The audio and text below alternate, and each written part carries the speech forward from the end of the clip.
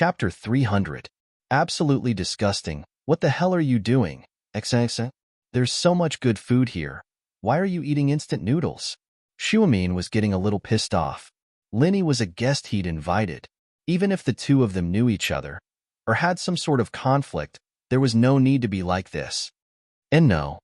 Guan Xian stuck her tongue out, a little embarrassed. Do you want instant noodles, Linny? Me? I'm fine. Linny was a little puzzled. Why was Guan Xian so insistent on him eating instant noodles? He didn't want to turn her down either, so he answered without thinking. That's great. I like it too. I'll go make 2 buckets. Guan Xian was a little happy at Lin Yi's answer. I'll go right now. Guan Xian, sit there. Shuamin was so angry that he didn't even bother calling her Xian anymore, choosing to just call her by her full name. Oh, Guan Xian felt wronged, but couldn't tell him the real reason.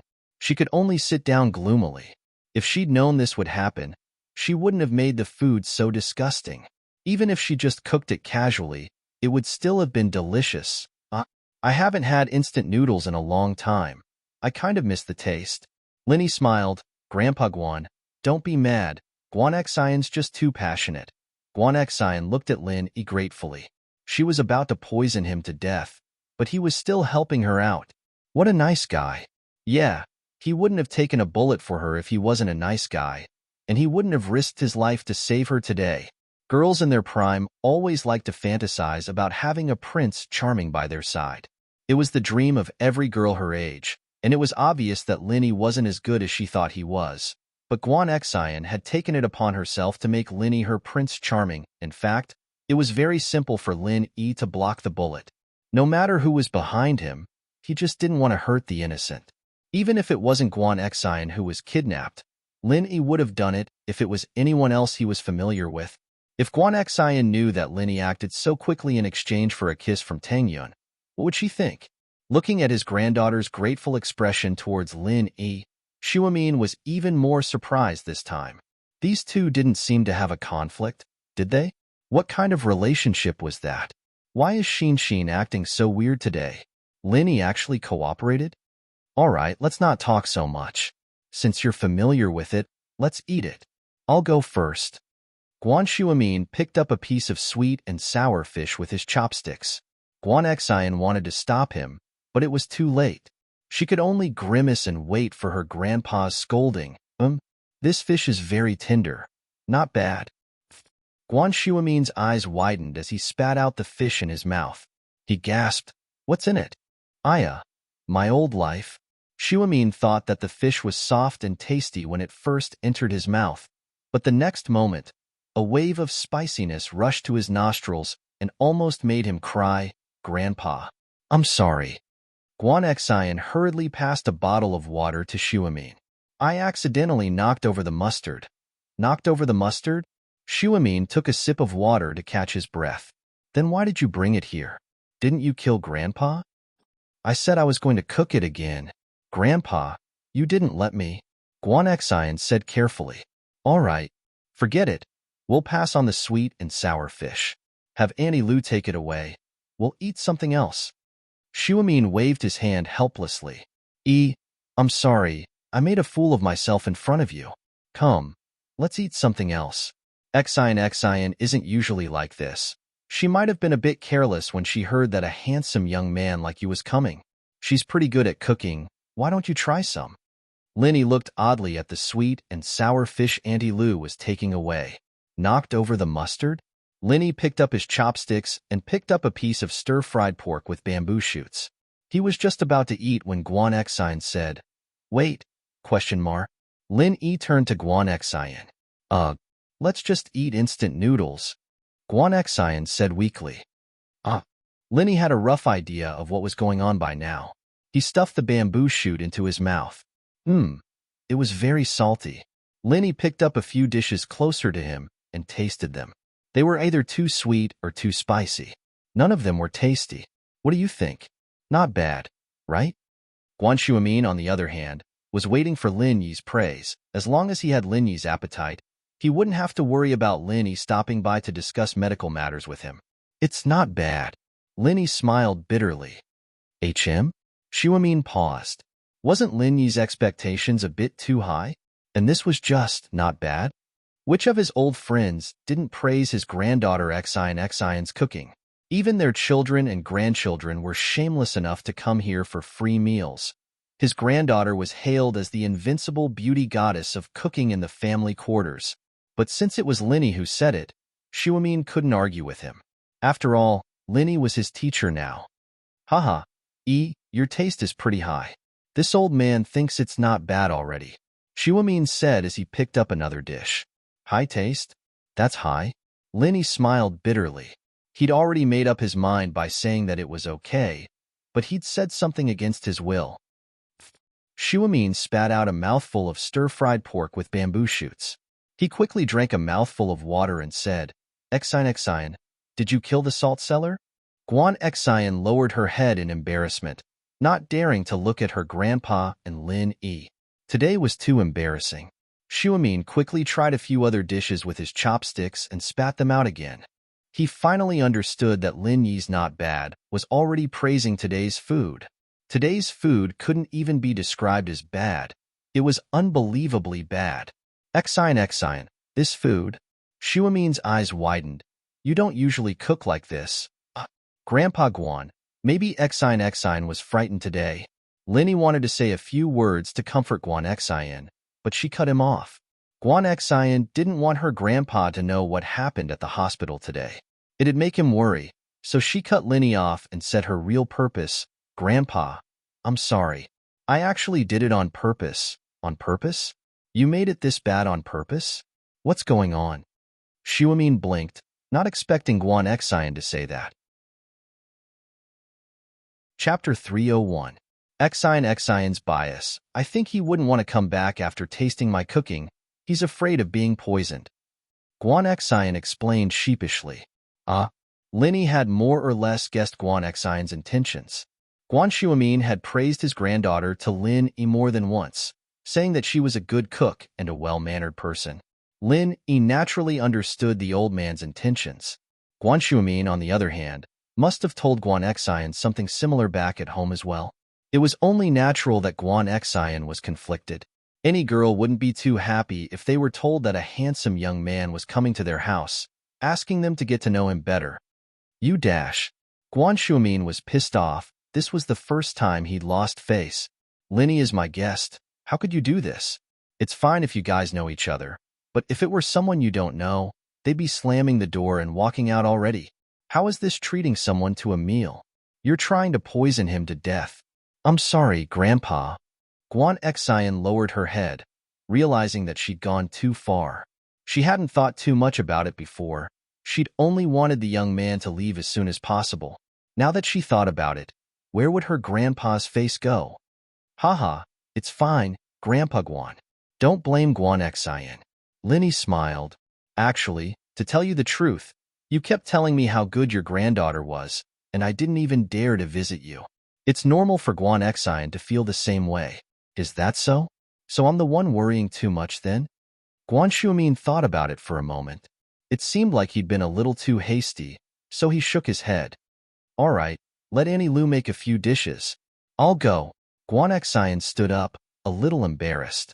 It was a bit of a shame that all the dishes on the table were picked up, but it wasn't something a normal person could eat. Lin Yi changed the topic to medicine, and Guan Shuamin quickly forgot about the previous unpleasantness. He excitedly discussed the prescription with Lin Yi. Guan Shuamin had completely forgotten what had happened when Guan Xian brought a few steaming hot dishes to the table. Xian, come pour Grandpa some wine. Guan Xian looked at Lin Yi suspiciously. Was this man really that mysterious? Not only was he skilled, but he also knew medicine. It wasn't easy for a person to receive such high praise from his grandfather. Guan Xian's subsequent dishes were quite ordinary. A plate of scrambled eggs with green onions, a plate of mushrooms, a plate of tofu, a plate of cucumber, and a bowl of sour and spicy egg soup were all served piping hot. 4 ordinary home-cooked dishes and an ordinary soup were cooked to perfection in Guan Xian's hands. Try it again this time. Guan Xian said to Lin Yi, a little embarrassed as she poured wine for her grandfather. Lin Yi nodded and picked up a piece of mushrooms with his chopsticks. He thought to himself. She's actually catching up to my level? How is it? Guan Xian didn't know if Lin Yi's was good or bad. She looked at Lin Yi nervously, waiting for his answer.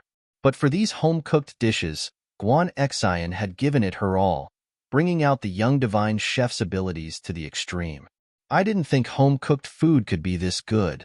Lin Yi praised. Old Lin always praised him like this. Then, eat more. Guan Xian was a little happy. She pursed her lips into a smile. Try something else. Okay. Lin Yi nodded and put a few more mouthfuls from the other dishes into his mouth. Grandpa Guan, I finally know that what you said before was true. Guan Xian really is the young divine chef. That's right. Guan Shuamin nodded. So, if you want to eat more, you'll have to come here often. No problem. Lin Yi nodded happily.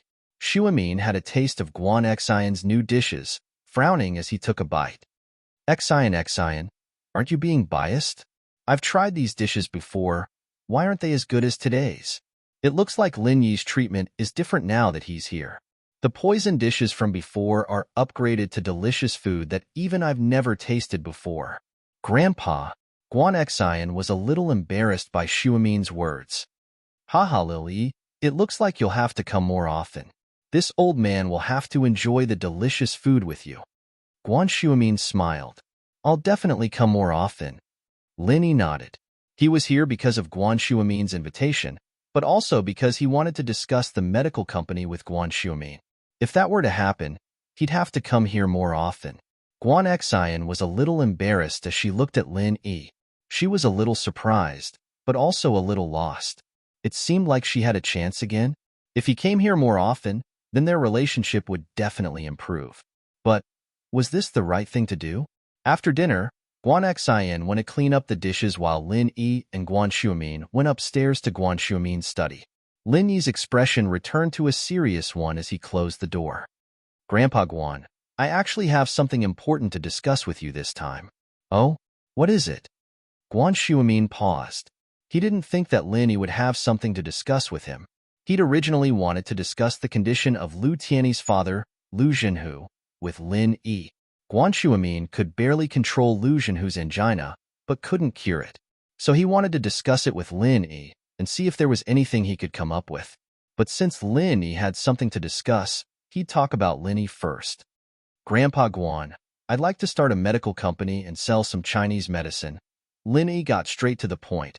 I'd like to borrow your title as Miracle Dr. Guan. Oh? You want to start a medical company? Guan Shuamin paused, but didn't really care about what Lin Yi said. There's a lot of medical companies in the country right now. If I don't have any special medicine, I won't be able to make much of an impact with just my name alone. If Dr. Kong can use Golden Creation to become one of the top medical companies in the country, why can't we? Lin Yi smiled nonchalantly. He has Golden Creation, so we can make rejuvenation pill and blood clotting powder.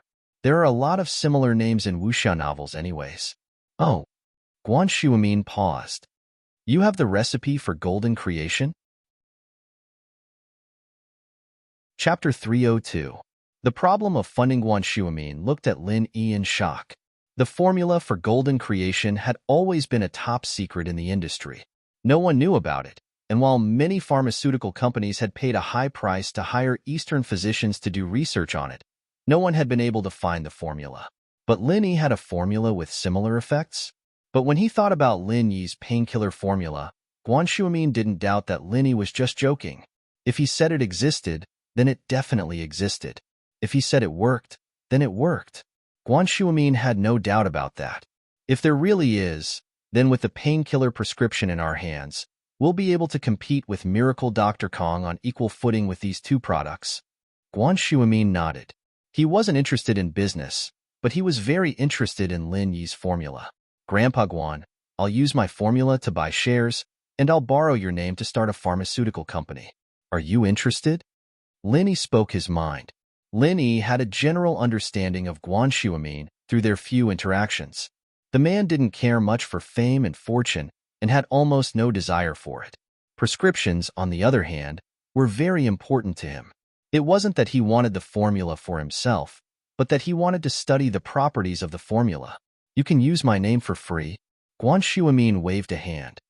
I don't lack food or clothes, so money is useless to me. But do you know how much money it takes to start a pharmaceutical company? We have to get our hands on the formula, and we can't hire other factories to do it for us.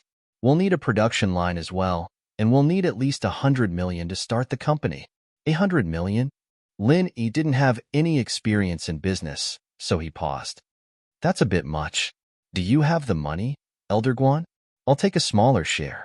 100 million wasn't much to the Lin Yi of the past. Although the old man lied to him and said that a mission was only a few hundred yuan, Lin Yi knew very well that there were many missions worth more than 100 million yuan. However, Lin Yi did not want to haggle with his stingy old man. The old man was the one who had raised him. There was no need for him to haggle with him so clearly. But now, Lin Yi was really short of money. He knew that without money, he couldn't do anything. Hee, my money, other than enough for my daily expenses, has basically been donated to the medical industry. Shuamin smiled. You know that at my level, I don't need to spend much money. The school basically covers all my daily expenses. Lin Yi was in a bit of a dilemma. It seemed that his thinking was a bit too simple. He thought that he could make money with the formula, but he didn't think about the startup capital. If it was an investment, Lin Yi could pull it in. He could talk to Pingzhan about the prospects of this industry. He was sure that the guy would be interested, but his company's internal problems weren't solved yet. Lin Yi didn't want to give the formula to a company he had no confidence in. It wasn't that Lin Yi didn't trust Pingzhan, but the problem was that the company might not even belong to Pingzhan in the future. Even if it did belong to Pingzhan, those bastard shareholders of the company were even capable of assassinating Mingyao. There was no telling if they'd be jealous of the recipe or not. My eldest son does have the money, but I won't use it. Shuamin continued after seeing that Lin Yi wasn't saying anything. He's a bit greedy. We can't let him participate in this. Oh? Lin Yi paused. He wasn't expecting Shuamin to say that. Normally, people would think of their children first when there was something good, but Shuamin had rejected the possibility of letting his eldest son participate. Haha, he already has enough money to spend. I don't want to hurt him. My youngest son, Xinshin's father, is running a temporary business. He does have some money on hand, but his company isn't very big. I estimate that the total value of the entire business is only 200 to 300 million. He doesn't have that much liquid capital. So, I don't want either of them to participate in this. I'm still healthy, so it's not a big deal. But in the future, haha. Shuamin didn't continue, but he believed that Lin Yi would understand what he was trying to say. Indeed, Lin Yi understood Shuamin's words. Lin Yi was shocked. He knew that Shuamin was a righteous old man who didn't care about fame and fortune, but he didn't think that the guy would be this insightful. He'd removed his 2 family members from the equation as soon as Lin Yi mentioned the idea of a partnership.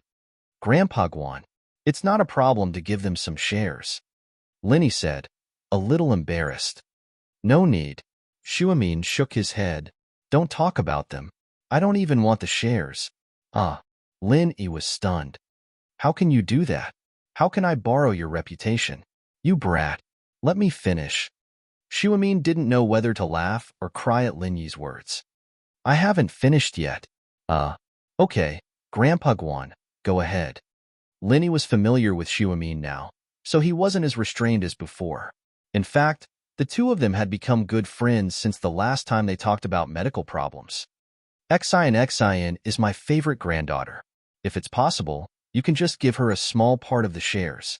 Shuamin said, it doesn't need to be much, just enough for her to live in the future. Of course, that's not a problem. Lin Yi agreed without hesitation. Don't be in a hurry to agree. You still have to think of a way to start your own business. Shuamin said solemnly with a wave of his hand. My name is useful in all the big houses, and I can pull in a lot of investments, but you better not let anyone else have a share in this medicine company. House Kang's Golden Creations profits are enough to make people jealous, but there's nothing we can do about it. They're managing it like a family, and no outsiders are involved. Shuamin continued. As long as Elder Kong is still alive, there won't be any problems. But if someone else were to get involved in your company, I can't guarantee that my name will still be effective in the face of profit. I understand, Grandpa Guan. I'll think of a way to get the funds myself. Lin Yi nodded. Shuamin didn't say anything else. 100 million seemed like a fantasy to an ordinary person, but he knew that Lin Yi wasn't an ordinary person. How could Huaijuan's teammate, someone with such miraculous medical skills, be an ordinary person?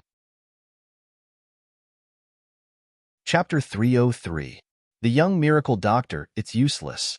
Lin Yi waved his hand, not looking at the patient.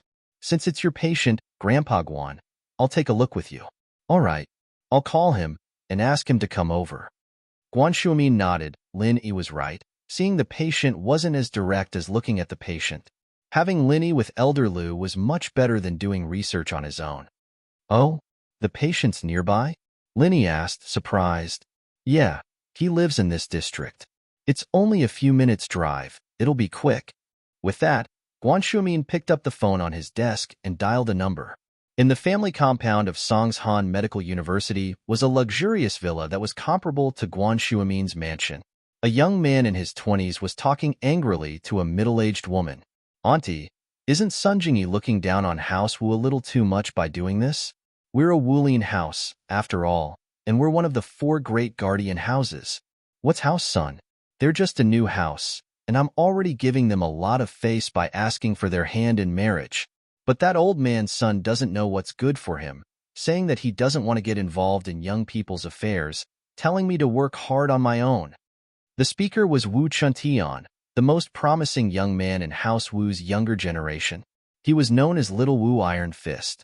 House Sun's business has been expanding really fast these past few years, and they have some connections in the political world. They're a new house, yes, but they have the right to stand shoulder to shoulder with the other old houses. Lu Tianyi said, glaring at his nephew. But Sun Jingyi and I are childhood friends, and she's gone too far. She found a boyfriend in private and made me look like a fool. Chuntian said resentfully. I wouldn't have lost my wallet if it wasn't for her. People look down on me. All right, Tian, I'll help you. Wu Huiru opened her mouth. Since your uncle's father will be staying here to recuperate for a while, I'll help you set up a company. Let's show that girl from the Sun family the talents of the Wu family's men. Thank you, Ani. Chuntian was overjoyed. He didn't know what to do in this unfamiliar city, but with his aunt's help, he'd be able to make a name for himself and show Sun Jingyi how good he was. Ring. The phone in the living room rang. It's so late. Who's calling? Tianyi, Huiru? What if it disturbs Dad's rest? Wu Huiru complained when she heard the phone ringing. What? What if something happens? Tianyi glared at Huiru. Huiru? This landline phone was in the previous villa. He must have called the previous owner by mistake. Wu Huiru curled her lips. Who doesn't call this phone when they know us? That's right, Uncle. Auntie is right. Don't worry about him. Chuntian was in the middle of a happy conversation with his aunt, preparing to think about how to capture Sun Jingyi's heart after setting up the company, when the phone interrupted them. Lu Tianyi frowned, ignoring his wife and nephew. Hello, I'm Lu Tianyi. Tianyi? I'm Guan Shuomin. Bring your father over. I've invited a specialist, and we're going to see if there's any possibility of a cure. Shuomin's voice came from the other side of the phone. All right, Elder Guan. I'll bring my father over right now. Thank you. Lu Tianyi nodded profusely at the words. Lu Tianyi was very grateful that Shuomin was putting so much effort into his father's situation. After all, House Lu was one of the most powerful houses in the city, but that was only because old Lu Zhenhu was still alive. Many people gave them face, but once old Lu passed away, House Lu would definitely fall. Tianyi glared at his wife after hanging up. You almost ruined our big plan, you know? Elder Guan's invited a specialist, and he's going to treat Dad. Would you be able to take responsibility if you didn't get the call? I'll go help Dad down right now. Huiru didn't dare say anything else. She lowered her head and went upstairs. Lu Tianyi had become more and more manly these days, and Huiru didn't dare make a fuss anymore. Instead, she became more obedient. Be careful, Lu Tianyi warned. Chuntian, go with me to help your Grandpa Lu down. Huiru gave Chuntian a look. Old Lu was a big shot, and if he fell in love with Chuntian and spoke up for Chuntian at House Sun, Old Sun wouldn't just give him face. Chuntian understood and followed his aunt upstairs. 10 minutes later, Old Lu Zhanhu came down with the help of Huiru and Chuntian. Lu Tianyi had already parked the car in front of the villa, waiting for them to get in before driving straight to Xuemin's villa. Zhenhu was no longer sleepy after hearing that a specialist was coming to treat him. His heart was filled with hope. Even an old man in his 70s would want to live a few more years. It wasn't that Zhenhu was afraid of death, but that he couldn't let go of the Lius. Auntie Lu opened the door for them and invited the Lius into the villa. Xuemin and Lin Yi were waiting on the sofa in the living room, but Lin Yi paused when he saw Zhenhu and Lu Tianyi. He didn't expect the patient Xuemin was talking about to be Zhenhu. Lu Tianyi's family also saw Lin Yi on the sofa. They paused as well, but Zhenhu and Lu Tianyi's faces lit up with excitement. Xuemin had found this miracle doctor. Did that mean that his father's illness could be cured? But Chen face was very ugly. He didn't expect to see Lin Yi here. Nor did he expect Lin Yi to be sitting with miracle Dr. Guan, who was treating Grandpa Lu. He wanted to say something, but held it in. This wasn't House Wu or House Lu, after all, and it wasn't his place to speak. He could only look at Lin Yi with hatred. Miracle Doctor, I didn't expect to see you here. It's great. Lu Tianyi was a little excited as he walked up to shake Lin Yi's hand. Lu Tianyi regretted it when he heard Xuemin praise Lin Yi so much. He was in too much of a rush that day, and he didn't leave his contact number with Lu Tianyi. Chapter 304. This kid is a little annoying. Lu Tianyi felt a little awkward. Who was he? Many people tried to get on his good side, and he'd taken the initiative to shake hands with Lin Yi. Now that he was being ignored, he felt a little embarrassed. But if Lin Yi really was as miraculous as Guan Xuemin said, then it was normal for a miracle doctor to put on airs. He was someone many people wanted to get on his good side. After all, it was normal that he didn't like him. Uncle, don't get tricked by him. I know this kid. He's not a miracle doctor. Chuntian was getting angry at his uncle's respect for Lin Yi. He's Sun Jingyi's boyfriend. A liar. Chuntian found it hard to connect the title of miracle doctor with Lin Yi. The kid didn't look like a miracle doctor at all, and he'd asked Sun Jingyi about what Lin Yi did for a living. Sun Jingyi tried her best to cover it up, but Chuntian still got the gist of it. The kid didn't have a proper job and was unemployed. Otherwise, with Sun Jingyi's personality, there was no way she wouldn't brag about her boyfriend's good points. If Lin Yi really was a miracle doctor, Sun Jingyi would have used this to attack him already. Why would she hide it? This was why Chuntian dared to make things difficult for Lin Yi. As far as he was concerned, Lin Yi was no miracle doctor. These people must have been tricked by Lin Yi. Lu Tianyi, Huiru, and Guan Xuemin all looked at Lin Yi, surprised. Fine, I'm a liar. What no one expected was for Lin Yi to admit it. Since there are people who don't want to see me, then I'll take my leave. Grandpa Guan, I'll come visit again. With that, Lin Yi stood up and prepared to leave. What a joke! Lin Yi didn't know the Lius anything. He only treated Elder Lu because of Guan Xuemin, and since they called him a liar, Lin Yi couldn't be bothered to explain himself. I'm too lazy to treat you if you call me a liar. Go look wherever you want. We'll meet again. Haze. Guan Xuemin sighed. He wasn't angry at Lin Yi's actions, but he didn't like Qintian's behavior. He didn't know what relationship this kid had with Lu Tianyi. Why did he bring him here to embarrass himself? Great, now that you've pissed him off, he won't treat your old man anymore. What are you going to do now?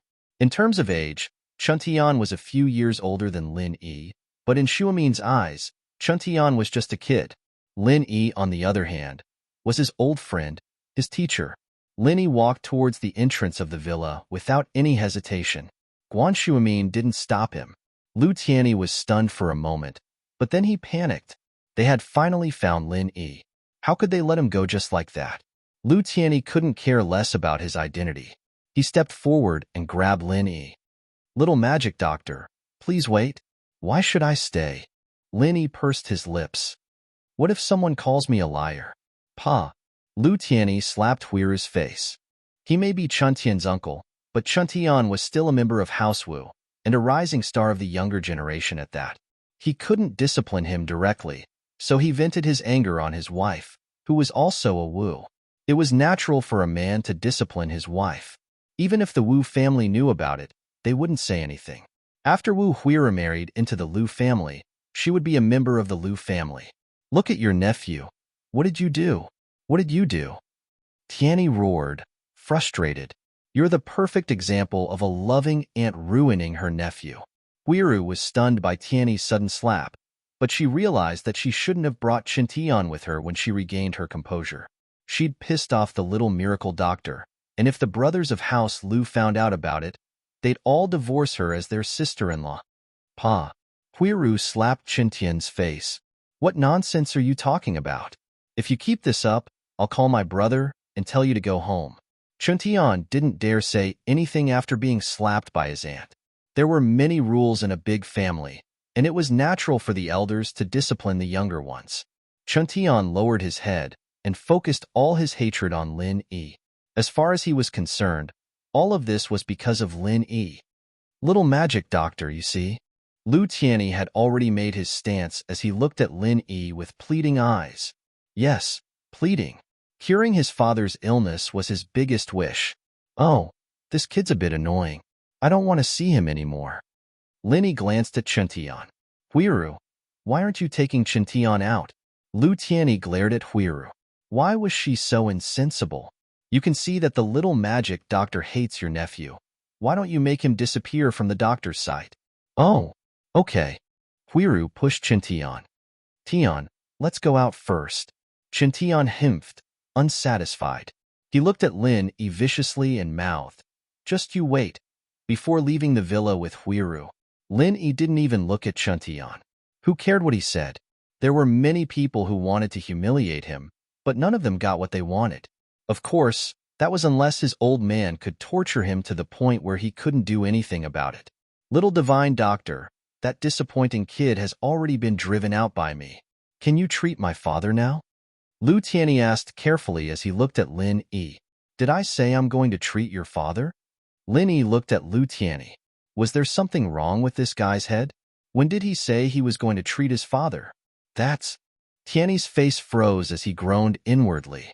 Indeed, Lin Yi never promised to treat his father. He only said he hated Qintian. Little magic doctor, can you please take a look at my father? Previously, if my nephew had offended you, I apologize on his behalf. It wasn't easy to make Liu Tianyi humble himself like this, but he really did put all his hopes on Lin Yi. After seeing Lin Yi's miraculous skills with his own eyes, plus Xuemin's respect for Lin Yi, Liu Tianyi didn't doubt that Lin Yi was the real deal.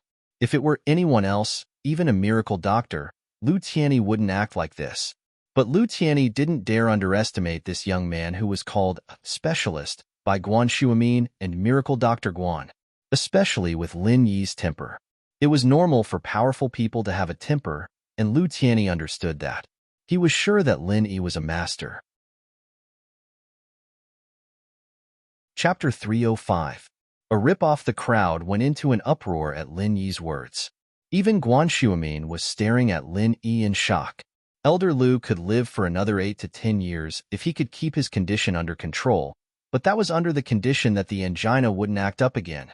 An old man at Jinhu's age would be at the end of his rope after another 8 to 10 years. Even Hua Tuo himself wouldn't be able to change his fate. And this, how could it be said that even if he was cured, it would all be for naught?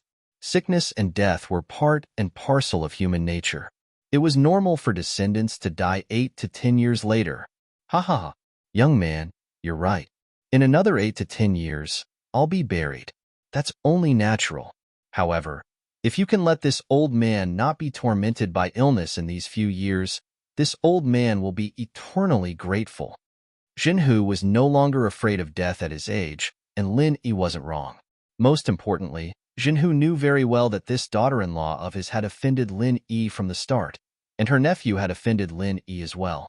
Would he still be able to treat him? Treat?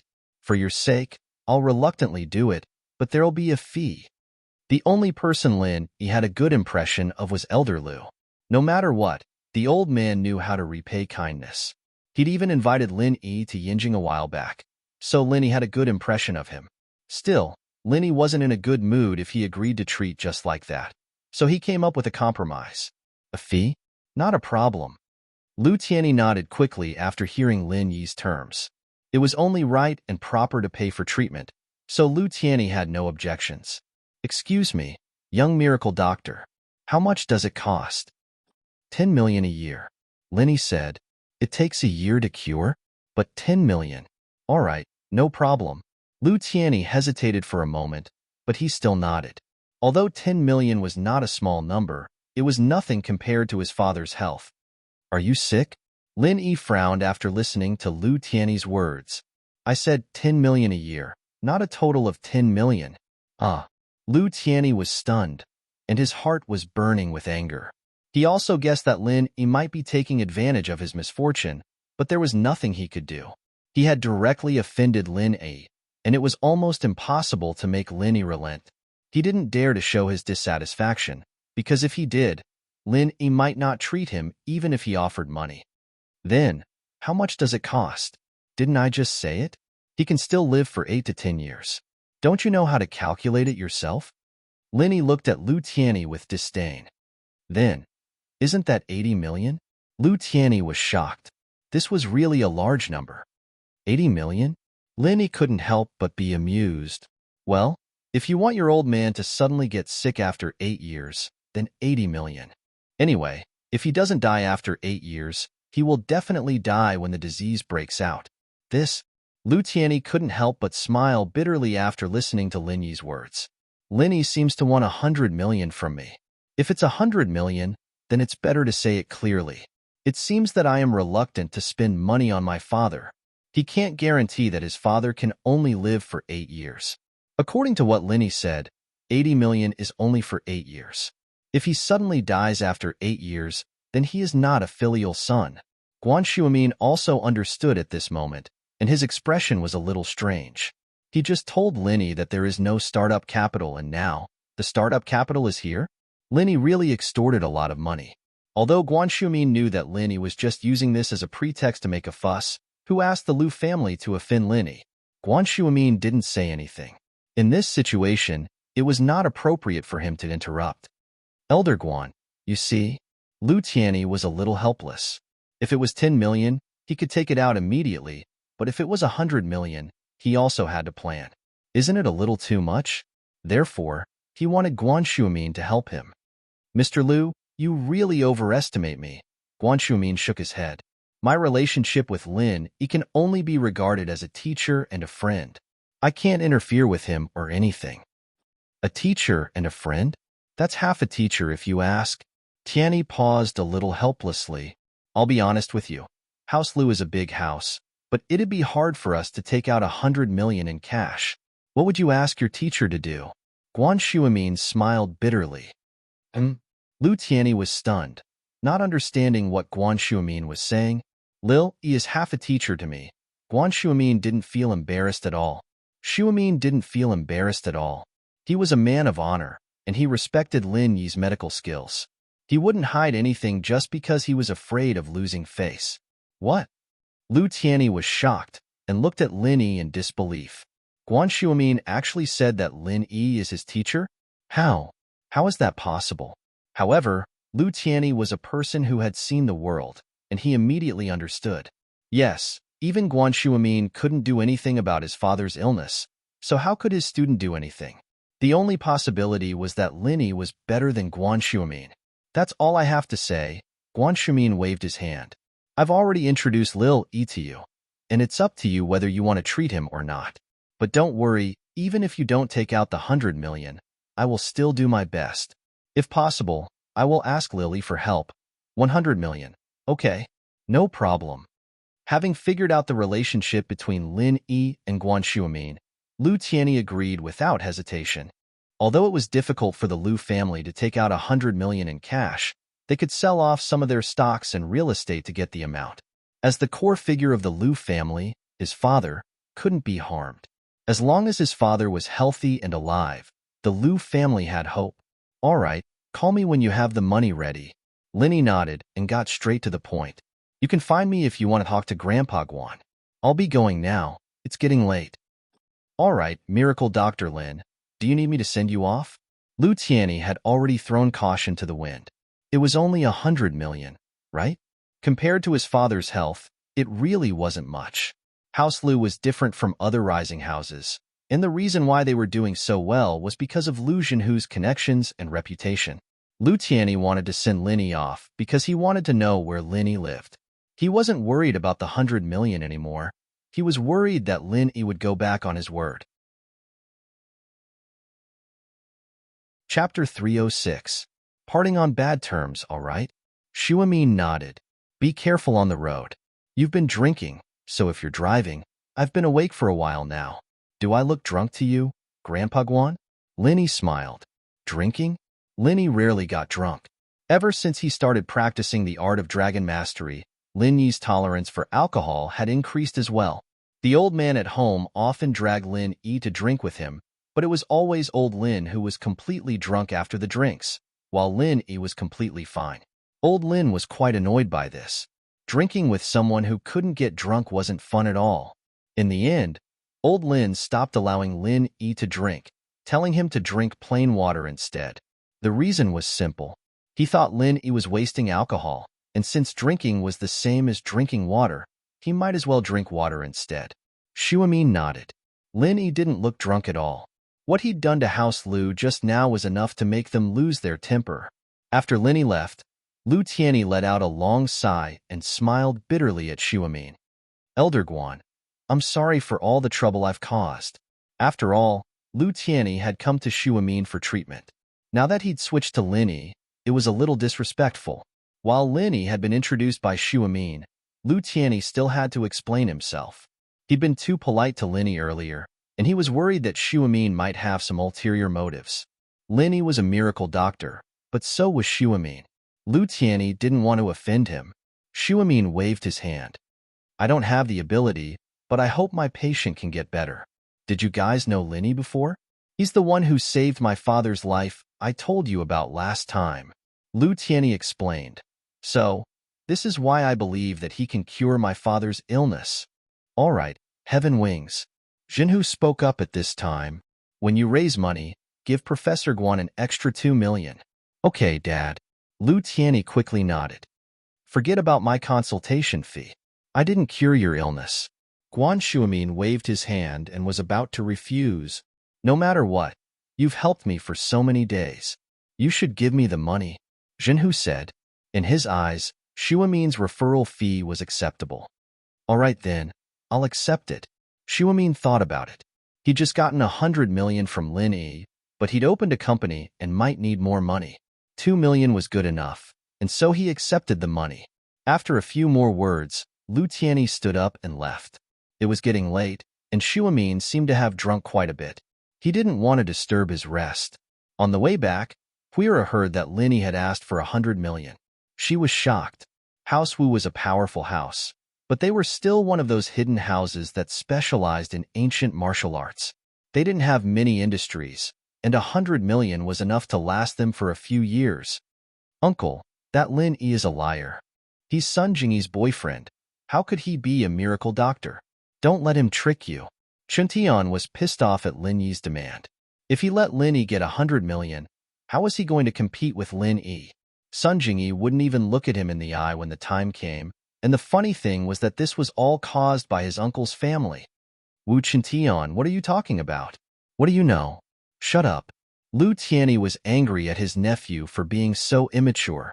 Don't you think you've caused enough trouble? You've already offended Miracle Dr. Lin. Do you want to kill your grandpa, Lu? Uncle, I'm doing this for your own good.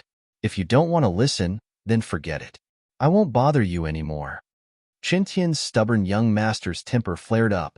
He was the most promising of the younger generation in House Wu, the one who had the highest chance of reaching mystic and iron fist arts, so he was respected everywhere in the house. He had never been humiliated like this before. Tian, don't be rash. Apologize to your uncle. Huiru was panicking and quickly pulled Qin Tian's hand. Apologize? Qin Tian smiled coldly. Aunt, since uncle looks down on House Wu, then forget it. Do you want to come back with me, or stay here? Tian, stop it. Huiru didn't expect Chun Tian to be this angry. All right, Aunt, since you're already a part of House Lu, I won't force you. Chun Tian's eyes flashed with determination. Stop the car. I'm getting off. Lu Tianyi, Naturally, wouldn't let Shintian do as he pleased. He stopped the car by the roadside and smiled coldly. Since this Wu kid didn't know what was good for him, then he shouldn't blame him for being ruthless. Other things were fine, but his father's illness was involved. He wouldn't be nice to Chuntian. Housewu humph. Even if he was from Housewu, he was just a junior. How dare he be so arrogant in front of him? Lu Tianyi was furious. Quiru, you're going back with him? I won't be messing around with Tian anymore. Quiru sighed helplessly. She knew that from today onwards, there would be a rift between House Wu and House Lu. But now that she was a daughter-in-law of House Lu, she had to stand on House Lu's side. This was the foundation of being a wife. She'd be laughed at if she messed around with House Wu. She wanted to mediate, but she didn't know how. It was normal for Chuntian to be angry, but Linny was Sun Jingyi's boyfriend. That alone was enough for Chuntian to not be nice to him. But Linny was someone who could save his father-in-law, and this wasn't going to be easy to mediate. Quiru, go and send him off. He's your nephew, after all. Jinhu, who hadn't spoken until now, spoke up. He didn't want to say anything about House Wu's business. As the head of House Lu, he couldn't interfere with House Wu's business. What happened to House Wu's nephew would be handled by House Wu, and it wasn't up to others to say anything. Yes, Dad. Quiru nodded and sent Shintian off the car. She whispered after 2 steps, Tian, don't do anything rash. That Lin Yi's really good at medicine. Aunt, you're helping him too? Shintian humphed unhappily. If you want to deal with him, at least wait until he heals my father-in-law's illness, to be honest. I'm really pissed off that he's asking for so much. If you can get that 100 million back for me, I'm sure Uncle would be happy to see it too. Quiru said softly. Chapter 307. Peng Zhan's dilemma. Quiru, on the other hand, was a very selfish woman. As far as she was concerned, letting a little-known doctor like Lin Yi treat her illness was already giving him a lot of face. If he were to really be cured, wouldn't there be countless rich people coming to him for treatment once he was promoted to the upper class? How much money would he have then? Asking for 100 million right now was practically extortion. Since when had House Lu ever been taken advantage of like this? Even if he was a miracle doctor, a few million would be the most he'd get. Humph, fine then. Since you dare ask for it, you'd have to be able to keep it first. Of course, Tianyi would have exploded if he'd known how selfish and short-sighted his wife was. 100 million wasn't a small amount, but it was worth it to gain the friendship of a miracle doctor just like that. It was worth it. Wouldn't there be a day when you'd get old and sick? Would you still be begging Linny then? What a wastrel with water in her head. But evidently, Lu Tianyi didn't know that yet, and it was too late for him to stop Chintian from going against Linny. Peng Zhan was very pissed today. Gubong was calling for a board meeting to elect a new chairman. Peng Zhan's heart turned cold at the thought of Gubong and Guanghua's relationship yesterday. It was the first time he'd felt so powerless. He couldn't control the situation anymore. Peng Zhan was still full of confidence before the board meeting yesterday, confident that he'd be able to get rid of the parasite in the company, slowly weakening Gubong's power and eventually kicking him out of the company. But now, things weren't what he'd expected. The second and third largest shareholders of the company had formed an alliance, and their shares had already exceeded his. He wouldn't be able to handle them if they were to make things difficult for him in the board meeting. Since when had the company become like this? The company his father founded was in his hands, and he was going to hand it over to someone else? Peng Zhan hadn't told his father about the company all this time. He didn't want the company to disturb him now that his father had retired. Besides, the company wasn't a big deal to Peng Zhan. As long as he held on to the shares, he was confident that he'd be able to deal with some of the shareholders who were a little greedy and selfish. But Peng Zhan hadn't expected the shareholders to unite. He was at his wit's end. Gubong had already gone to contact the other board members with Guanghua, and there was no chance of reconciliation at all. Perhaps he wouldn't be the chairman of the company anymore in a few days. Left with no other choice, Peng Zhan dialed up his father's number. He didn't want to disturb his father, but he had no choice but to tell Elder Chu about the company's situation at this critical juncture. Elder Chu listened to Peng Zhan's words quietly, not interrupting him. He waited for him to finish, remaining silent for a while. Dad, look. Peng Zhan felt exhausted. A third of the board had been roped in by Gubong, and even he the chairman, couldn't stop this. Since Gubong was calling for this meeting, it meant that he had the confidence to replace him as the chairman. Actually, I have long seen the problem with the company's board of directors. Elder Chu's voice was calm. Pengzhan, you're too kind and kind-hearted. That's a good point, but you have to understand that the business world is like a battlefield. Being kind to your enemy is being cruel to yourself. Everyone has greed and selfishness, and it's only natural that the board of directors would ally together to usurp power. Then you mean? Pengzhan paused. His father didn't seem to want to get involved in this anymore. Go find Lin Yi. Elder Chu sighed softly. Perhaps he's the only one who can help you in this situation. Him? Pengzhan was surprised. Dad, you're asking him to come. Don't you mean for him and Yao Yao? Haha, he might have a way. Elder Chu didn't say it out loud, only smiling. I understand, Dad. Pengzhan hung up the phone. He didn't know why his father wanted him to go find Lin Yi, but he couldn't understand what Lin Yi could do in a situation like this. Lin Yi wasn't a shareholder of the company, and he didn't have any shares in his hands. Lin Yi wouldn't be able to interfere with the company's board of directors meeting, but since Elder Chu had asked him to look for Lin Yi, Pengzhan could only give it a try. Pengzhan really didn't expect that a business tycoon like him would fall into the trap of his father's old friend's son. Had he really been too kind? Perhaps his father was right. If he'd acted decisively when he'd first discovered the problem, perhaps this wouldn't have happened today. Some of the shareholders would have criticized him for not caring about his father's feelings, but it was still better than being at his wit's end. After some hesitation, Pengzhan turned to Li Fu. Go to Yao Yao's villa. Yes, Mr. Chu. Faubert sighed. Mr. Chu, don't be too hasty. If Elder Chu said that Lin Yi has a way, then he should have a way. I hope so. Pengzhan nodded. Lin Yi parked the car in front of Meng Yao's villa and saw a Bentley turn in behind him. It was Faubert's car. Lin Yi got out of the car, but didn't enter the villa. He waited for Faubert's car to park, and Pengzhan got out of the car. Pengzhan didn't expect Lin Yi to just come back. He looked at the van Lin Yi drove, surprised. Your car? Oh, I helped Lingshan catch a fugitive, that Heibao. Lin Yi didn't hide the truth. It's Heibao's. I got the license plate from Lingshan this afternoon. Pengzhan nodded. He didn't expect Lin Yi to have built up his own network in Songshan without anyone noticing. The fact that he was able to get the car from Lingshan meant that the two had a close relationship. Uncle Chu has something to discuss with you, Pengzhan said with a pat on Lin Yi's shoulder. He didn't want to waste time on the car.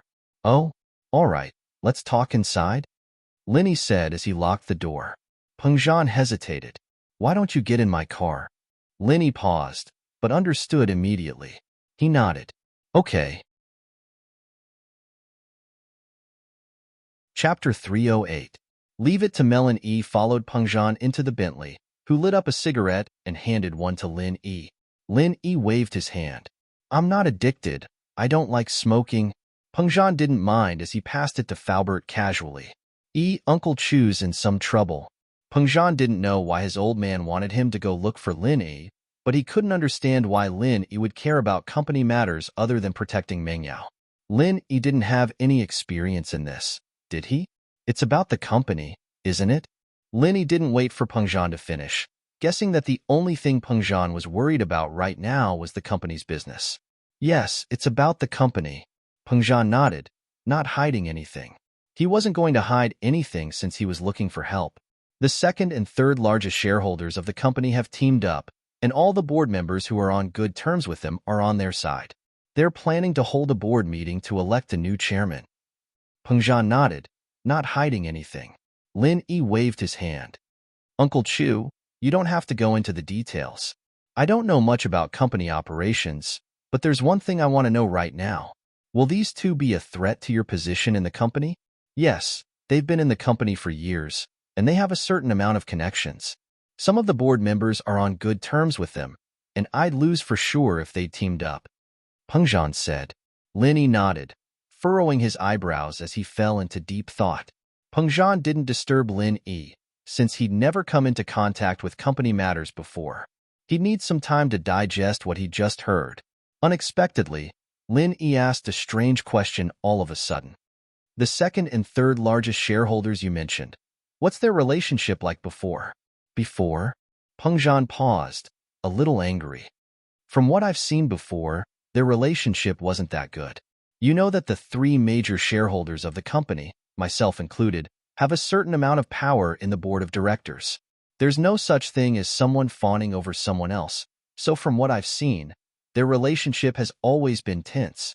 But I don't know why, but at the board meeting on Sunday, the two of them actually teamed up. This is what caught me off guard. It turns out that the two of them have been colluding with each other. Heh. Linny laughed. Uncle Chu, you're too involved. The person involved can't see clearly? Peng Zhan paused. Maybe they didn't collude with each other long ago, but only temporarily? Linny shrugged and continued. Of course, this is just my guess. There's definitely something fishy going on. I think there's definitely a secret that no one knows about. Peng Zhan nodded. You're right, but it doesn't matter when they started working together.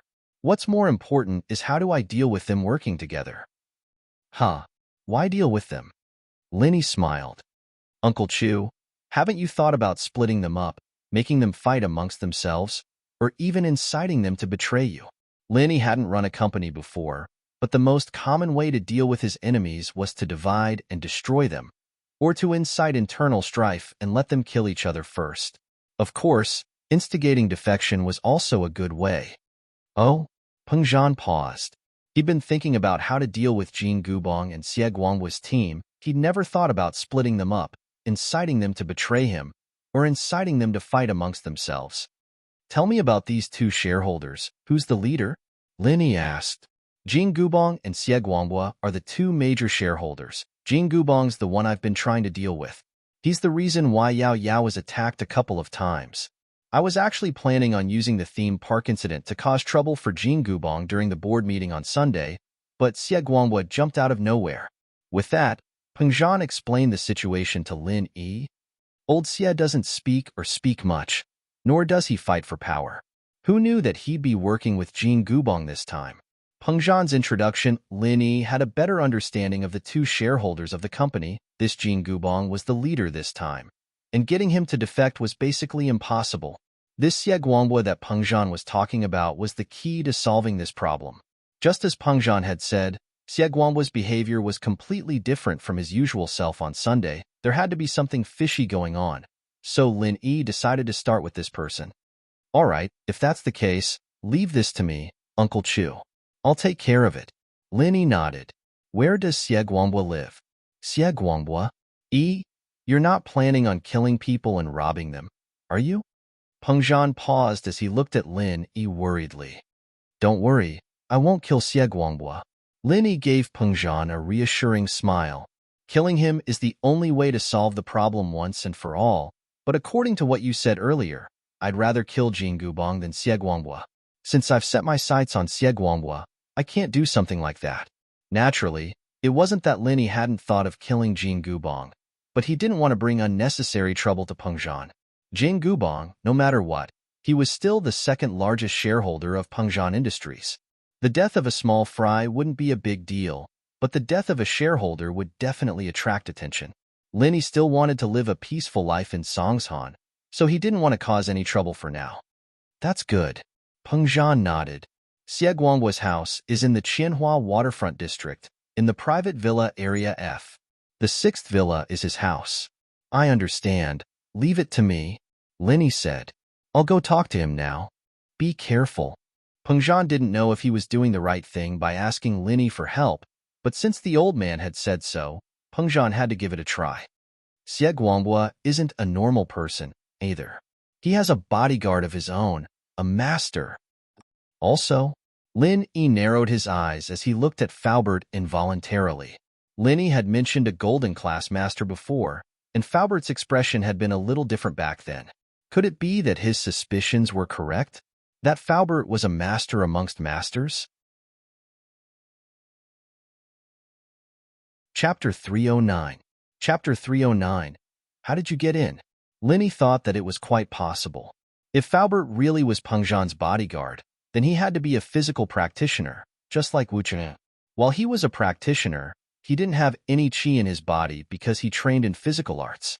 Lin Yi wouldn't be able to sense the qi in his body, nor would he be able to tell what level he was at. As a result, Faubert was a little mysterious in Lin Yi's eyes. Being able to stay by Peng Zhan's side for so many years meant that a kid like Wu Qintian couldn't be compared to Faubert. Just how strong was he? Lin Yi didn't think that Faubert wasn't only responsible for Peng Zhan's safety, but he also had to take care of Meng Yao and Yushu's safety when they went to school. Lin Yi didn't know if anyone had tried to harm Meng Yao or not, but judging from the fact that Meng Yao and Yushu were still alive, Faubert had to be pretty strong. Li Fu seemed to have sensed Lin Yi's gaze on his back. After a moment of silence, he spoke up. "You're right. I'm Mr. Chu's guard. There's a master beside Mr. Xie who's no weaker than me, but I'm a physical practitioner now, and he's a spiritual practitioner." Now? Lin Yi's interest was piqued by Faubert's words. What did this now mean? He used to practice the inner qi method, but why didn't he feel anything at all? "I'll be careful." Lin Yi didn't really mind. A master? Huh. He was a master himself. With that, Lin Yi got out of the car and prepared to drive his van to Guanghua. There was no reason for Lin Yi to wait now that he knew what the problem was. "Wait, Yi, your van isn't going to be discovered, is it?" Peng Zhan asked as he looked at Lin Yi's van. "Heh, Uncle Chu, what do you think I'm going to do?" Lin Yi used the key to open the car door and prepared to get in. "I'm going to talk to Xie Guanghua face to face. I'm not afraid of him recognizing me." "I see." Peng Zhan nodded. "Why don't you drive Yao Yao's car? The people living in that district are all rich. Your car might be stopped at the entrance of the district." "Okay, then I will drive Little Shu's beetle. Since I have the key, I don't need to bother Yao Yao anymore." Lin Yi nodded, locked his broken van, and went to the garage to get the car. Qianhua Waterfront District was one of the most luxurious districts in Songshan. This place was known as the symbol of Songshan's nobility. Every household here had a duplex layout, and there were even independent villas. Basically, every household had a starting price of 10 million, and a villa could be sold for more than 30 million. The people who could live here were either wealthy or respectable, and this Lead River Shore was known as Songshan's wealthy district. Although not all rich people lived here, those who lived here were definitely rich people. Peng Zhan didn't buy a house here because his current place was even more luxurious than this. As the third largest shareholder of Peng Zhan Industries, one of the top 500 companies in the country, it wasn't surprising that Guanghua had a villa here. Besides, this Lead River Shore project was developed by Peng Zhan Industries. The management of Lead River Shore was very strict. Cars from outside were stopped at the entrance of the district. Only cars with a high enough grade would be let through, or cars with the district pass would be let through after it was confirmed that they were residents of the district. Lin Yi's beetle wasn't too expensive, but people who could afford it usually didn't have the first car in their family. Lin Yi's beetle was easily let through by the security guards. He didn't ask around for directions, either, and drove around the area until he found Area F. It was actually quite easy to find the area, with all the bungalows and villas in the area. Lin Yi parked the car in front of the 6th villa and got out of the car. However, Lin Yi didn't press the doorbell. Instead, he stepped on the transformer box beside the villa and jumped up to the balcony on the 2nd floor. Although Guanghua lived in a luxurious villa, he wasn't a person who liked luxury. He lived here because of his identity as a shareholder. Sometimes, he couldn't afford to lose face. If he lived in a shabby place, his business partners would be worried about his capabilities. Guanghua didn't remarry after losing his wife in his middle age. He didn't have much desire for material things, and he wasn't interested in women either. So after his wife passed away, he didn't bring any random women back to live with him. Guanghua's biggest wish was that his son could take over his career and make a name for himself. However, he didn't expect that his son would get addicted to gambling and drugs. He sent his son overseas to study with good intentions so that he could come back and help him. Gambling wasn't a big deal. A little gambling was fun, and Guanghua would occasionally play a few rounds with his old friends. But drugs, that was a bottomless pit. No matter how much money one had, it would be sucked into it. This time, his son actually owed a foreign mafia 100 million. Although Guanghua was furious, he only had one son, and he couldn't just ignore it. Guanghua had just ended the call with his son. Seeing his son beaten up badly, Guanghua's heart ached.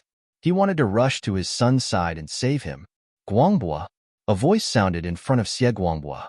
Xie Guangbo was startled. He subconsciously raised his head and saw a shocking scene. Who? Who are you? Guangbo looked like he saw a ghost as he looked at Lin Yi in disbelief.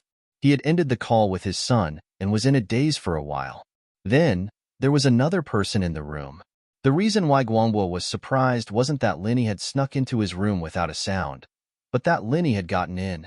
When he was on the phone with his son, Guangbo purposely locked the door from the inside to prevent the housekeeper and bodyguards from hearing what he said. The room key was in his hands, so how did this person get in? More importantly, how did he get in?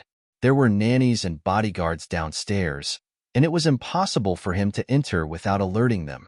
If it was a normal visit, the nannies would have notified him, and if it was an abnormal intrusion, the bodyguards would have stopped him. But this person came in and stood in front of him, and he didn't even notice. Chapter 310. The bodyguard appears. Lin Yi pointed at the open window, not answering Guangbo's question. Can I ask you something? Why did you support Jing Gubong in the board meeting? Guangbo paused, understanding where Lin Yi was coming from. Pengzhan sent you? Humph, you can leave now. Go back and tell him that there's no room for discussion. You've been eating too many stupid pills, haven't you? Why would he send me here? I'm helping out of my own volition. Lin Yi curled his lips. Did this guy think he was some small fry? Asking him to pass on the message? Was he stupid? Pengzhan treated him pretty well, but Lin Yi had come to Songshan only because of his old man. Other than old Lin and his assassin master, there was no one else who could send Lin Yi to do anything. Then what do you do? Guangbo was a little surprised at Lin Yi's words. This guy didn't seem to be Pengzhan's follower at all. What did he do then? Lin Yi frowned impatiently. I'm Meng Yao's bodyguard. Guangbo was taken aback. Meng Yao's bodyguard was here for him? Wasn't he being a busybody? You're Meng Yao's bodyguard. What are you doing here instead of protecting her? You don't believe me when I say you're retarded? Lin Yi glared at him like he was an idiot. Pengzhan's Meng Yao's dad. Who's going to pay for my expenses if he loses his job? Lin Yi was just saying that to draw a line between him and Pengzhan. Pengzhan could push all the blame away if things got exposed. If word got out that Pengzhan threatened the shareholders, it wouldn't be good for his reputation. Guangbo was speechless. Were you the retarded one? Or was I? Why was a bodyguard like you meddling in company business? Guangbo realized something all of a sudden. You're here for money, aren't you? Tell me, how much? It was no wonder that Guangbo thought of Lin Yi as a money grubber. Lin Yi's identity had nothing to do with the company's business. I say, why are you talking so much nonsense? Do you want to die? Lin Yi kicked the safe beside him, sending it flying. It landed in front of Guangbo with a bang, just 1 centimeter away from his toes. Guangbo was completely caught off guard. Cold sweat dripped down from his forehead. Was he still human? Was he really a bodyguard? How could he be so awesome? He could send a safe that weighed a few £100 flying with just 1 kick? When he looked at the safe, Guangbo felt a chill down his spine. On the side of the safe, there was a big hole. He was kicked out by Lin Yi. This kind of vault safe was surrounded by thick iron plates. How could he kick a hole through it? It was already difficult for the thief to cut it open with a chainsaw, so how could he kick it? Of course, this was not the main problem. The main problem was that if the safe had flown any higher or further, he would have lost his life. I want you to stay away from Jinggubong. Do you understand? Lin Yi didn't bother asking why the guy was helping Jinggubong. As long as he was afraid of death, he'd better get as far away from Gubong as possible. Guangbo's face paled, but he didn't say anything. He couldn't answer Lin Yi. What would happen to his son if he stayed away from Jinggubong? Guangbo was scared, but he couldn't lower his head. Tell me, how much money do I have to pay for you to let me go? Money? You think you're rich? Lin Yi said disdainfully as he walked over. Guangbo shrunk back subconsciously. Lin Yi, however, didn't do anything to Guangbo. He walked over to the safe that was dented by the kick and pulled hard. The door was pulled down by Lin Yi. Is there any money in this safe? Lin Yi flipped through the contents of the safe and found a bank book. He opened it, but Lin Yi was disappointed. There was a lot of money in the bank book, 40 million, but it had all been withdrawn a few days ago. There's only a few kwai left in your bank book. How are you going to give me money? Guangbo remembered that he transferred all his savings to his son a couple of days ago. Where would he have the money to give to Lin Yi? TSK, looks like you're in need of money? Is that why you agreed to Jean Gubong's request? Lin Yi tossed the bankbook aside and continued flipping through the contents of the safe. He smiled when he took out a stack of documents. Pengzhan Industries shares? All right, you can transfer them to me now. No. Guangbo abruptly sat up straight, a determined look on his face. That's impossible. Huh? Is that so? Lin Yi tossed the shares to the side. Do you want your life or the shares? However, at that moment, the door was kicked open and a man rushed in. As soon as the man rushed in, he shouted, Mr. Xie, are you all right? As soon as he asked the question, he saw Lin Yi and tensed up. He'd heard the loud noise coming from Guangbo's room and felt that something was wrong. He'd rushed up to see Lin Yi, as if he was facing a powerful enemy. The man was around 30 years old, with an unprepossessing appearance. He was the type of person who'd be easily overlooked in a crowd. This type of person was perfect for a bodyguard. Guangbo let out a breath of relief when he saw the man walk in, a relaxed expression on his face. He knew how strong a bodyguard was, and although Lin Yi was strong, he wasn't a match for this man. Huang, kill him. Xie Guangbo ordered the man who just came in. This person who could threaten his life. Xie Guangbo would not let him live in this world. Otherwise, the bodyguard could protect him, but it was impossible for the bodyguard to be by his side 24/7, especially when Lin Yi could sneak into his room without a sound. If there was a first time, there would be a second time. Guangbo was afraid of this kind of ability. If Lin Yi attacked him without alerting him next time, it would be difficult for him to escape. However, as he shouted, he'd already flown up and threw a punch at Lin Yi. Who are you? Huh? Lin Yi smiled faintly as he raised his fist. He didn't move from his spot, as if he was welcoming someone. The man was stunned. He didn't expect Lin Yi to take his punch head-on. This made him feel incredulous, and he increased the strength of his fist. He was ready to kill Lin Yi with one punch. Chapter 311. More than life bang. A loud sound rang out, and Lin Yi didn't move an inch from where he stood. Huang, on the other hand, flew out in a straight line, landing on the wall in front of the room with another bang. The wall caved in, and the decorative picture frame fell to the ground, hitting Huang's head. Huang, however, was already unconscious, lying there motionless with a trail of black blood at the corner of his mouth. Lin Yi hadn't used his full strength, after all. An early-phase Golden Class Master wasn't worth it at all. Lin Yi had only reflected Huang's attack back at him. It was the same as punching himself. It wasn't enough to take Huang's life, but he'd have to stay in bed for a while. Lin Yi was here to negotiate with Guangbo, not to kill him. As for his bodyguard, Lin Yi wouldn't kill him. You, just who are you? Guangbo didn't expect his bodyguard to die before Lin Yi could even finish one move. Of course, he didn't know that Huang was still alive. As far as he was concerned, Huang hadn't moved at all after flying out. What else could it be other than dead? I told you, I'm Meng Yao's bodyguard, or maybe I'm not her bodyguard. I don't know what I'm supposed to do. Lin Yi shrugged. But now, can you sign the shares transfer agreement with me? I don't want to kill anyone, so don't force me. Guangbo was a little dispirited. Huang was his only hope, and he knew how strong he was. He was a legendary Golden Class Master. If Huang hadn't owed him a favor back then, a master of that level wouldn't have come to protect him. But a master of that level had been killed by Lin Yi. This shocked and terrified Guangbo. I can't transfer the shares to you. Guangbo shook his head. Absolutely not. So you want to die? Lin Yi was a little annoyed. There were people who cared about money more than their lives. This was the first time. This guy was obviously scared out of his wits, but when it came to shares, he refused to budge. I don't want to. Guangbo shook his head, his eyes flashing with determination. I can't give you the shares, even if I die. Lin Yi really didn't know what to say. He really wanted to slap this guy in front of him to death. Lin Yi picked up the door plank of the safe. He wanted to give Guangbo another shock. He wanted to bend the plank to scare him, but Guangbo misunderstood. He thought that Lin Yi had lost his patience and was about to kill him. Guanghua suddenly said, "Wait, don't kill me. I can give you the shares, but you have to wait for a few days." "How many days?" Lin Yi was taken aback.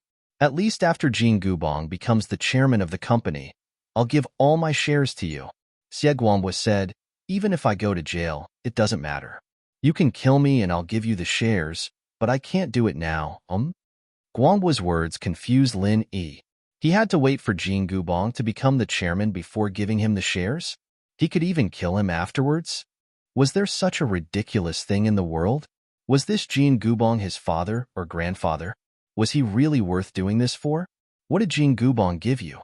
Lin Yi frowned. "My son, he's studying abroad, but he got addicted to gambling and drugs. He owes the local mafia 100 million, and they've got him under their control. They'll kill him if I don't give them the money." Guanghua knew that if he didn't explain things to Lin Yi wouldn't let him go. He might even kill him in a fit of rage. "Oh, you're saying that Jin Gubong paid for your son's debt?" Lin Yi frowned. So that was the reason? Thinking of this, he couldn't help but smile bitterly. What a pitiful parent. In order to save his son, Xie Guanghua would rather die than to transfer his shares to him. But in order to save his son, he could give up his shares and life. No, he doesn't have that much liquid cash, and neither do I. Guanghua smiled bitterly. My son owes them US dollars. The 40 million I have in my bank account is just a drop in the bucket. But Jin Gubong has promised me that he'll let me use the company's funds after he becomes the chairman. Fuck. Lin Yi really wanted to curse. This Jin Gubong was quite mean. Agreeing to something like that? It seemed like he was willing to do anything to become the chairman, sacrificing the company's profits for this position. "Where's your son? I'll bring him back, and you'll give me the shares." Lin Yi didn't use a questioning tone at the end, but a commanding tone instead. It was an unquestionable order. Guanghua blinked. "What? You don't believe in my strength?" Lin Yi narrowed his eyes at Guanghua. "No, of course not." Guanghua quickly shook his head. What a joke. How could he dare doubt Lin Yi's strength now? Even Ah Huang was beaten to a point where he didn't even know if he was dead or alive. Strength like that was rare in this world. But, as strong as he was up against a foreign mafia. Could he really bring his son back? "Do you really think your son will come back safe and sound after giving them money?" Lin Yi looked at Guanghua mockingly. "Why don't you use your brain and think about it? Do you think they'll let a money tree like this go? Drug and gambling addictions are the hardest to kick. As long as he's still alive, you'll just have to prepare more money next time." Guanghua didn't deny it. He agreed with Lin Yi's words in his heart. This wasn't the first time his son had asked for money, but there were all sorts of reasons he'd come up with before, but none of them had asked for as much as this time. He'd offended some powerful people. He wanted to buy a car. His girlfriend ran away with someone. Guanghua told his son to come back as soon as possible after giving him the money, but his son didn't seem to listen at all. Now that he thought about it, Lin Yi was probably telling the truth. His son was using the money to pay off his debt and loan sharks. "I'll give you 1 second to think. Do you want to die now? Or do you want to bring your son back and give me the shares?" Lin Yi looked at Guanghua as he slowly raised the safe. "All right, 1 second's up. Wait." Guanghua quickly waved his hand. I agree." Chapter 312. Yao Yao's complaint. Lin Yi looked at Guanghua and nodded, satisfied. He threw the safe down. "Let's put off Jin Gubong. I'll get your son back in a week. Don't try anything funny, or you and your son." Lin Yi didn't finish his sentence, but Guanghua understood what he meant. "Don't worry, as long as my son's fine. I'll cooperate with you no matter what." Guanghua had thought it through as well. Lin Yi really bringing his son back would be for the best. He'd have no shares and no money, but he'd be able to let his son live a hard life like a normal person. Without the money for drugs and gambling, his son might be able to walk the right path. "I hope you'll do as you say." Lin Yi looked at Guanghua deeply, noticing that his eyes were clear. "I'll fulfill your wish as well. Give me your son's information and send it to my voicemail. My phone number is 152x1234. I'll send it to you in a bit." "May I ask?" Huang. Guanghua asked carefully.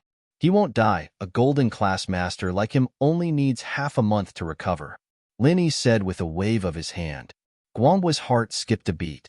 Lin Yi could see through Huang's strength so easily? What kind of strength did he have, then? But the stronger Lin Yi was, the happier Guangbo was. It was the only way Lin Yi could bring his son back from the mafia. Lin Yi didn't jump out the window this time. He walked out the front door with a swagger, disappearing from Guangbo's sight in the Beetle. Beetle? Guangbo blinked. He glanced at the license plate and remembered that it was Yushu's, Meng Yao's best friend's car. Was he really one of Meng Yao's people? But Guangbo couldn't believe that a master like that would be Meng Yao's bodyguard. How was that possible? Even Peng Zhan's Faubert wasn't as strong as him. Was he? Guangbo shook his head and stopped guessing Lin Yi's identity. There was no point in guessing. He just needed to follow Lin Yi's instructions. She called Nurse Wang in the servants' room and asked her to send Ah Huang back to his room. Since Lin Yi said that Ah Huang was fine, it should be fine. When he entered the room, Ah Huang was already awake. He opened his eyes with difficulty and looked at Guangbo. Mr. Xie, I'm sorry. I couldn't protect you. Don't say any more. The other party was very powerful. Are you all right? Do you need to go to the hospital? Guangbo waved his hand. He couldn't blame Ah Huang for being weaker than him. Ah Huang had tried his best. No, I'll be fine after some rest. Huang shook his head. He's at least a late phase golden class. Mr. Xie, you're not hurt? No. Guangbo smiled bitterly. A late phase golden class was 2 levels higher than Ah Huang. Naturally, Ah Huang wouldn't be a match for a master like that. Lin Yi drove back to the villa area only to find that Peng Zhan's car was still there. Peng Zhan wasn't in the car anymore, but Faubert was sitting quietly in the driver's seat. Where's Uncle Chu? Lin Yi asked after parking the car. In the villa. Mr. Chu told you to go find him when you got back. Faubert nodded to Lin Yi. Lin Yi entered the villa to see Peng Zhan talking to Meng Yao on the sofa. Yushu was watching TV on the side as well. Meng Yao wasn't happy to see Lin Yi so late. Daddy, look at Lin Yi. He's always so late. You're the one who hired him 24 hours a day. How can he be so undisciplined? Meng Yao said as she looked at Lin Yi proudly. Let's see if you still dare to go out and flirt with other girls. My daddy's here now. You've caught him red-handed, haven't you? Let's see how you explain this. But, to Meng Yao's surprise, Peng Zhan interrupted before Lin Yi could explain. Yao Yao, Lin Yi want to do something for me. Don't talk nonsense. Plus, Lin Yi takes care of your studies during the day and stays by your side at night. What kind of work discipline is that? Can't he have his own things to do? Daddy, Meng Yao wasn't expecting to be scolded instead of Lin Yi. She glared at Lin Yi with an unhappy face. This guy, how could he be protected by her daddy like this? If it weren't for the fact that she was her mother's only child, and that her father wasn't a playboy, she would have thought that Lin Yi was her father's bastard. All right, Yi, come with me for a bit. Yeah, let's go to your room. Peng Zhan didn't bother with his daughter. He'd been busy with company matters, and in order not to worry his daughter, he'd forced a smile on his face as he talked to her about her studies. Now that Lin Yi was back, Peng Zhan couldn't wait to know the results. Okay, Uncle Chu. Lin Yi nodded before entering his room with Peng Zhan. Peng Zhan was getting impatient the moment he closed the door. How did it go? What did Guangbo say?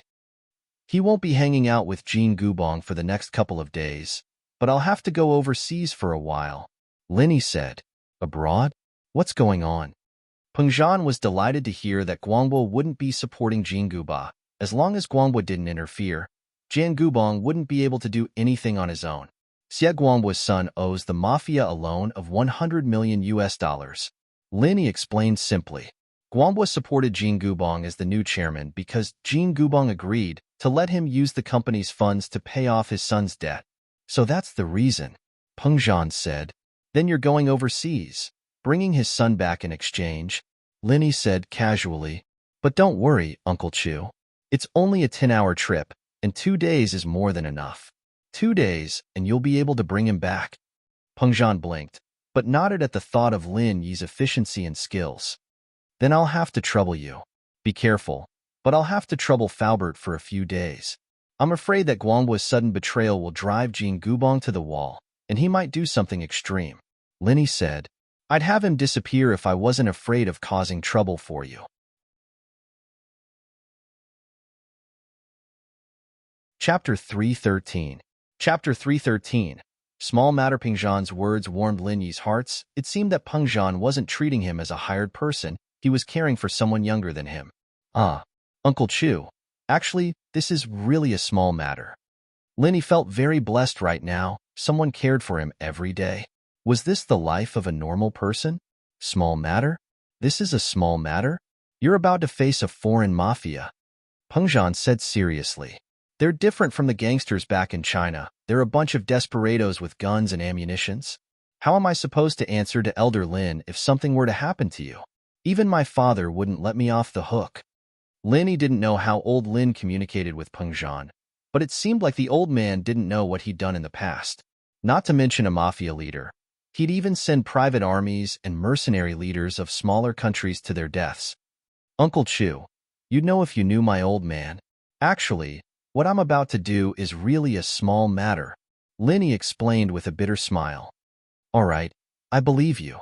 Peng Zhan nodded after hearing Lin Yi's words. You can just call Faubert and get him to take care of the plane ticket. I'll be going back first. Since Guangbo won't be on Jin Gubong's side anymore, I'll have to reconsider how to deal with Gubong. All right, take care, Uncle Chu. Lin Yi got up and walked Peng Zhan to the door. Peng Zhan waved his hand and left the villa after a few words with Meng Yao. It was getting late, and Meng Yao and Yushu locked the door and turned off the TV, yawning as they went upstairs to sleep. Lin Yi, on the other hand, sat in front of his computer and logged into his mailbox. As expected, Guangbo had already sent all the information on his son to Lin Yi. Xie Guangbo's son was Xie Jinbiao. He was 19 years old and was an international student. However, he was now brought to a remote town called Blue Town. It was a border town of a small country. Due to its geographical location, public security was very chaotic. The entire town was under the control of the local gangs. Xie Jinbiao was captured there. The Blue Water Gang didn't seem to be afraid of revealing their location to Guangbo because the city was completely under the mafia's control. They didn't think that Guangbo's influence would reach here at all. Even the other gangs nearby would give the Blue Water some face and wouldn't trespass on their territory for no good reason. Of course, the Blue Water leader didn't think Guangbo had the ability to do so even if he did. Life or death was up to the Blue Water Gang's whims once they entered the city. The headquarters of the Blue Water Gang was located in the ancient Blue Castle of Blue City. The castle had a bit of history and belonged to the owner of the city, a great family that had a glorious era. But that was a thing of the past, since the entire family had been wiped out after offending a powerful being a few decades ago. That was a very powerful family. In the past, the business and political power of the little blue city was completely controlled by this family. So when this family was destroyed, this place was in a state of chaos for a period of time. A few years later, Blue Town was taken over by the Blue Water, and order was restored. It was just a small gang, after all, and couldn't compare to a big family. The city's economy plummeted, and the Blue Water Gang had no choice but to use drugs and gambling to attract tourists. A strange smile appeared on Lin Yi's face as he looked at the information Guangbo had given him. Blue Town? Blue Castle? That name sounded familiar. His assassin master had said that he'd wiped out a trash family before, but Lin Yi couldn't remember if they lived in Blue Castle. Lin Yi called Faubert and asked him to book a plane ticket for tomorrow night. It wouldn't take more than 2 days, and it shouldn't affect his attendance at Kong Xiaobo's birthday party. Lin Yi got a call from Xuemin the next morning. The Lius had already gathered the money for the doctor's treatment, 100 million. They could transfer it over at any time. Lin Yi was amazed by this. Weren't the Lius a little too efficient? They had money so early in the morning? What they didn't know was that Elder Jinhu was the pillar of the Lius. No matter how much money they had to protect him first. I understand, Grandpa Guan. I'll be there in a bit. Lin Yi said. Let them wait. Xuemin smiled and hung up the phone. He told Lu Tianyi about Lin Yi's intentions. However, Lu Tianyi wasn't angry at all. Everyone was like this, so what if he had to wait for a while? If Lin Yi heard that the money was ready and rushed over, Lu Tianyi would even suspect that Lin Yi was a scammer. Now that Lin Yi didn't seem to care, Lu Tianyi felt that it was normal. 100 million. If it was any other ordinary teenager, they might not know what to do. How big of a number was that? But Lin Yi had asked for 100 million straight away, as if he didn't care about it at all. Lu Tianyi felt that Linny was very confident that he could cure his old man's illness. That was why he dared to ask for such a price. Lu Tianyi had Wu Huiru get ready to wake up the old man while he contacted his subordinates to prepare the money as soon as possible. It wouldn't be fun if Linny turned around and left in a rage before the money was ready. Linny put his phone down and went to the kitchen. He needed breakfast every day anyway, so he'd bring some for Meng Yao and Yushu along the way. Come to think of it, the girls were quite pitiful. Their parents were busy with work, and they didn't have anyone to take care of them. They were in their 12th year of high school, studying late into the night with severe lack of sleep. How was this the life of a miss? The two were smart, but there were too many smart people in the college entrance exam. In the end, it still depended on who had the most preparation. Being smart wasn't enough to get good grades. This was something Linny admired. Even if they didn't take the college entrance exams, Peng Zhan could have easily found a good university for them with his strength alone. Yet, they relied on their own hard work to get good grades. This was a fundamental difference from Zhong Pingliang, who only knew how to eat and wait for death. Chapter 314. Pinliang, depressed Lin Yi drove his old van to school, following Faubert's Bentley from afar. Actually, Faubert's skills were more than enough for him to handle emergencies. There weren't many people who would attack this bulletproof Bentley on the way to school. Linny saw Tang Yun, Kang Xiaobo, and Lu Xinwen getting off the bus when they were almost at school. He didn't think that they would bump into each other in the morning. Linny had heard that Kang Xiaobo and Tang Yun were going the same way, but Kang Xiaobo didn't know Kang Xiaobo before. Now, Kang Xiaobo could officially stand together with Tang Yun, his sister-in-law. Didi. Linny pressed the horn twice. Xiaobo frowned as he turned around to see an old van. What the hell was an old van honking for?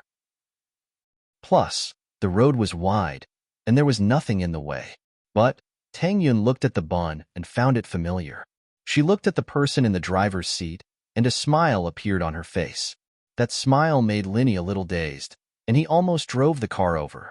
Fortunately, his reflexes were quick, or it would have been a tragedy. Is that boss? Kang Xiaobo saw that it was Linny who was driving. He ran over with his backpack and jumped in. He called out to Tang Yun and Lu Xinwen, "You guys get in too?" Tang Yun was a bit bashful. They were almost at school. Why would they need to take a car? Wouldn't it be fine to just walk? Okay. Lu Xinwen replied and pulled Tang Yun into the van. Boss, is this your car? Kang Xiaobo looked at the broken van, speechless. This was completely different from the boss Lin he knew. You guessed it right. This is my car. Linny handed the license to Kang Xiaobo. I just got it yesterday. Kang Xiaobo looked at the license and saw that it was indeed Lin Yi's name. He was speechless. This car really belonged to Lin Yi. Was the Beetle really borrowed? Boss, is this the car you mentioned yesterday? Kang Xiaobo handed the license back to Lin Yi. Yeah, I'm actually really poor, but I have a rich relative. It's already good enough that I can drive this car. Lin Yi smiled. Lin Yi's words touched Kang Xiaobo and Lu Xinwen. Lin Yi didn't seem to be the young master they were talking about. However, it was commendable for him to use all his money to pay for Xiaofan's medical fees. Tang Yun had long noticed that Lin Yi was different from others. She was curious about Lin Yi. Lin Yi didn't look like a young master, but sometimes Lin Yi was even more arrogant than those young masters. As for this car, Tang Yun was familiar with it. It seemed to be the car that was snatched from Heibao that night, and Lin Yi took it for himself. Although Tang Yun didn't approve of this robbery, Heibao was too much. Being punished by Lin Yi with a car was already very light. Of course, Tang Yun didn't know that Heibao was still lying in the hospital's intensive care unit. The bones in his body were all broken. It would take at least half a year for him to recover. Lin Yi parked the car in the food street behind the school, and the four entered the school together. The students of the school were already used to these four people who were often together. Even Wang Jifeng, the Dean of Academic Affairs, was not used to them and nodded at them. Dean Wang. Lin Yi suddenly remembered that he was going abroad and wanted to ask for a leave. Oh, Lin Yi, what's the matter? Wang Jifeng squeezed a smile on his face. He already had a shadow in his heart. Every time he had an affair with the female teacher, he couldn't help but think about it. Lin Yi knew about it, so when Lin Yi called him, He couldn't help but think about the affair with the female teacher. This was a strange circle, the cycle of cause and effect, repeated over and over again. However, Wang Jifeng was a bit afraid. This kid always did things that made him feel embarrassed. Would he find him for something? Well, I might have something to do these 2 days. I need to ask for a few days of leave. Is that okay? Linny asked. If that's the case, of course it's okay. Go do what you need to do. I'll tell your homeroom teacher. Wang Jifeng heard this and immediately calmed down. Jifeng calmed down after hearing that. It wasn't a big deal at all, and it wasn't the first time Linny skipped class either. After Wang Jifeng left, Kang Xiaobo was a bit curious. Boss, you need to ask for a leave? What do you need to do? You won't miss my second grandpa's birthday this weekend, right? Tang Yun also widened her eyes and stared at Lin Yi. She also wanted to ask, but Kang Xiaobo asked first. Only Lu Xinwen wasn't interested. Whether Lin Yi went to school or not didn't have much to do with her. I was invited to treat a patient. Lin Yi naturally couldn't say that he was going abroad, so he said it with a lie. Treat? You know how to treat patients? Right. You know acupuncture.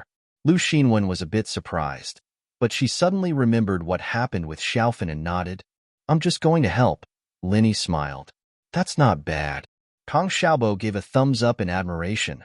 Boss, hurry up and improve your medical skills. It would be great if you can treat Xiaofan. I will work hard. Lin Yi nodded.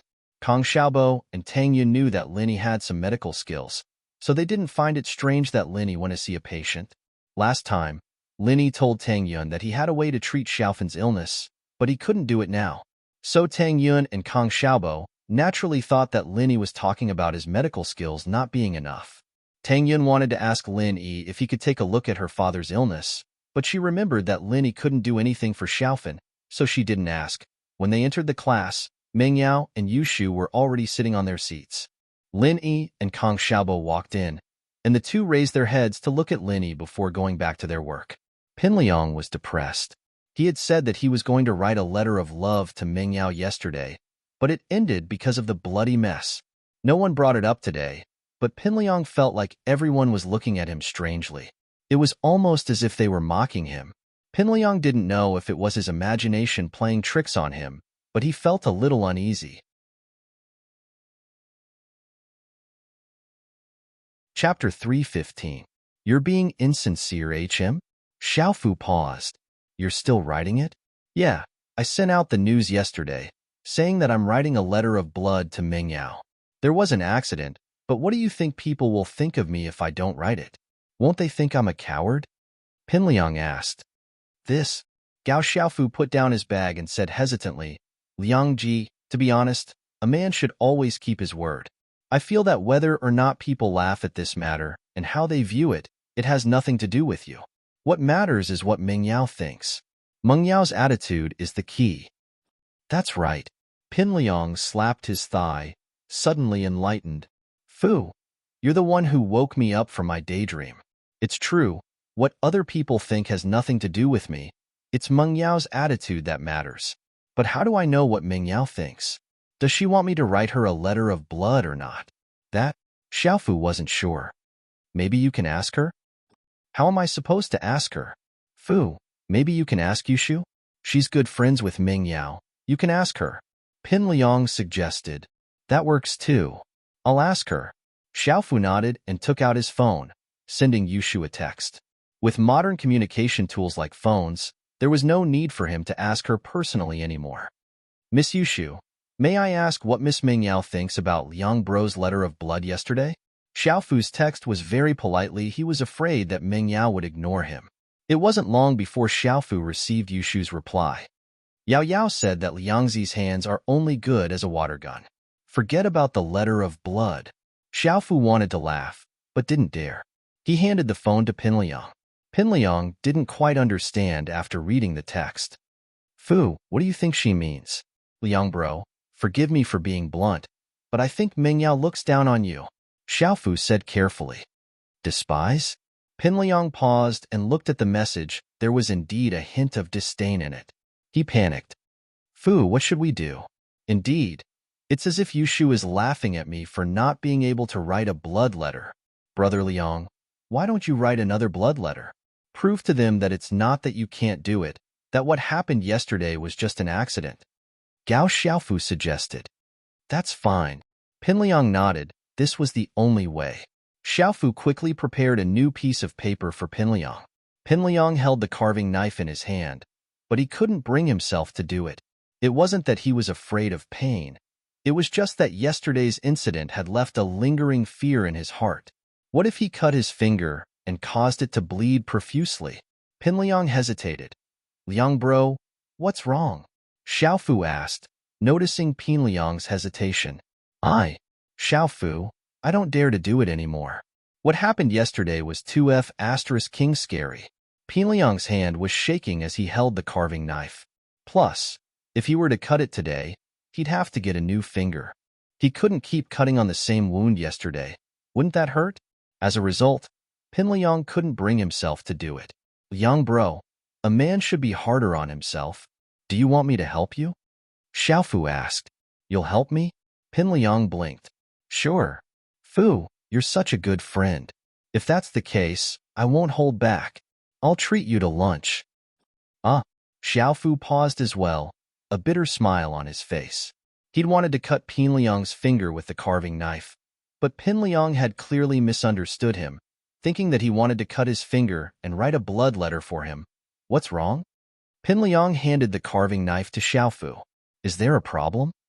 No, nothing. Xiaofu took the knife and gritted his teeth, cutting his index finger. Blood gushed out, but Pinliang's hemorrhage from yesterday didn't happen. All right, Fu, don't move. I'll use your finger to write a blood letter. With that, Pinliang held Xiaofu's finger and started writing on the paper in front of him. What he didn't know was that this wasn't unseen. Yushu, who wasn't far away, had her phone raised and zoomed in on the camera, just enough to see Pinliang and Xiaofu clearly. Yao, this Pinliang guy isn't much, isn't he? He's using Xiaofu's finger to write a blood letter for you? Isn't that a little too insincere? Yushu said with a giggle. What does that have to do with me? Mengyao said, ignoring Yushu as she continued reading her book. Man, that's boring. Yushu put her phone away, a little disappointed. I wanted to see Pinliang's hand turn into a water gun one more time. Mengyao was speechless. What was there to see? Were you afraid that Pinliang would die too slowly? The first class ended, and Pinliang ran over to Mengyao's desk with the letter written in Xiaofu's blood. He held the letter up with both hands. Yao, please accept my confession of love from the bottom of my heart. Mengyao frowned. She didn't even look at Pinliang, nor did she care about him.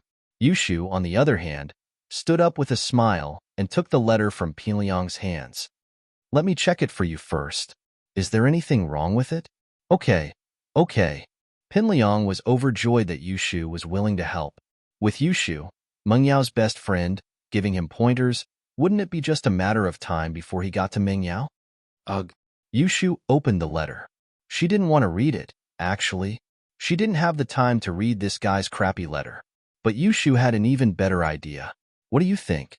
Pinliang looked at Yushu expectantly, waiting for her pointers. Hey, why didn't you sign it? Who'd know who wrote it if you did that? Yushu's eyes darted around. She'd finally found an entry point. Sign. Pinliang blinked. Isn't this a letter written by me? Do I even need to sign it? Of course, you're not sincere at all. Yushu said with a straight face. You don't even have a sign on your letter. It's not official at all. No wonder you couldn't get Yao after all this time. Yushu curled her lips as she spoke, a look of disdain on her face.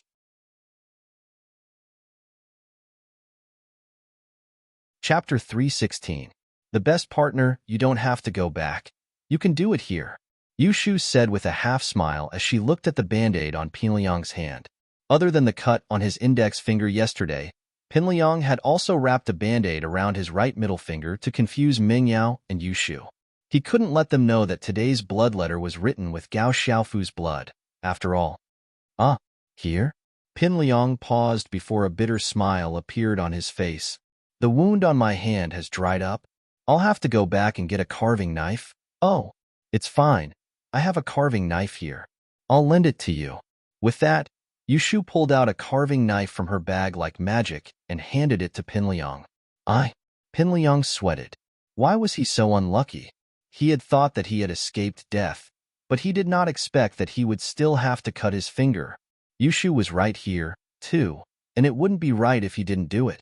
Pin Liang's face was covered in cold sweat. It's not a good idea to do it here, is it? What if the blood spurts out everywhere and scares you guys? I say, Liangyi, you don't get it, do you? Yushu said. How could I let you go back? I still want to see you bleed nonstop. She pretended to be teaching him a lesson. Cut your finger in front of the girl you love and sign your name on the blood letter in front of her. That's the only way to show how much you love her.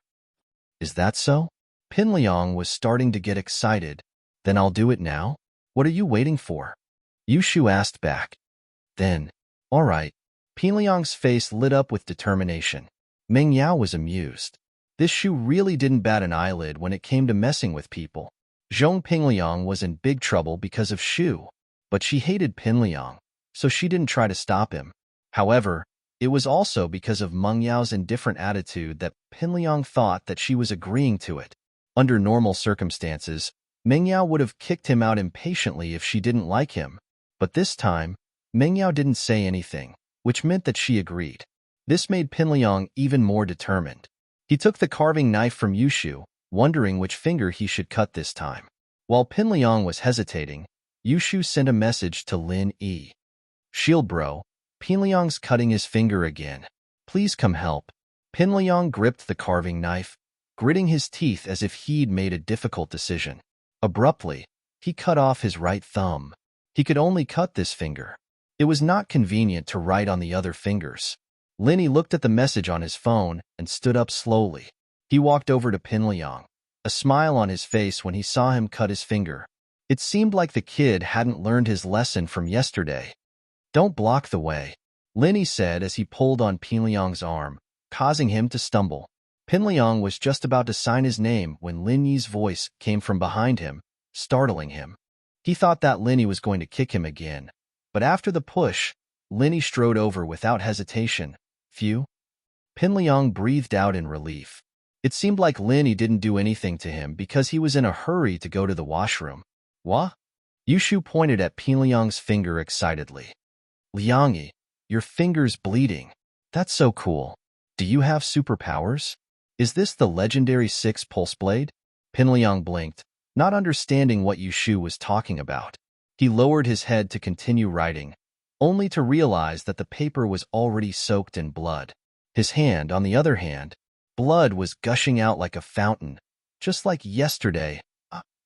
Pinliang yelped as he tossed the blood letter aside and ran back to his seat. Phew, Band-Aids, give me a Band-Aid. Yushu raised 2 fingers in a V shape as she watched Pinliang run away. She cheered happily. Yay, success. Shield bro and I work well together. Meng Yao didn't know what to say as she looked at her best friend. She was now certain that Pinliang's bleeding yesterday had to have been caused by Lin Yi. Before Lin Yi came over, Pinliang's finger was still bleeding very slowly, but after Lin Yi came over, the blood was gushing out like a fountain. It was obviously Lin Yi's doing. Lin Yi and Yushu, they really were a match made in heaven, the prankster duo. It'd be hard for Pinliang not to be crippled in the future. Meng Yao's heart ached a little at the thought of Yushu and Lin Yi being a match made in heaven. She had to admit that Yushu and Yushu were very similar in some ways. Yao, what do you think? Feels good, right? Let's see if Pinliang dares write that blood letter again. Yushu turned back to look at Pinliang, only to see him trying to wrap a Band-Aid around his wound.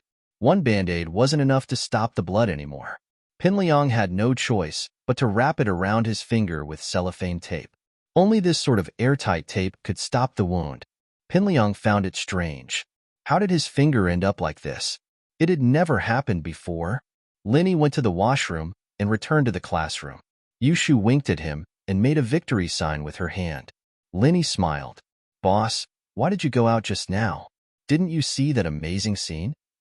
Kong Xiaobo looked at Lin Yi with a pitiful expression. Oh, what's wrong? Lin Yi asked with a smile as he sat down in his seat. You didn't see it, but Pinliang started spewing blood again. It was spectacular. I've never seen anyone bleed like that before, Kong Xiaobo said. You didn't see it, but it's even worse than yesterday. The blood was shooting out of his hand. Ah, is that so? Linny said. Of course it was worse than yesterday.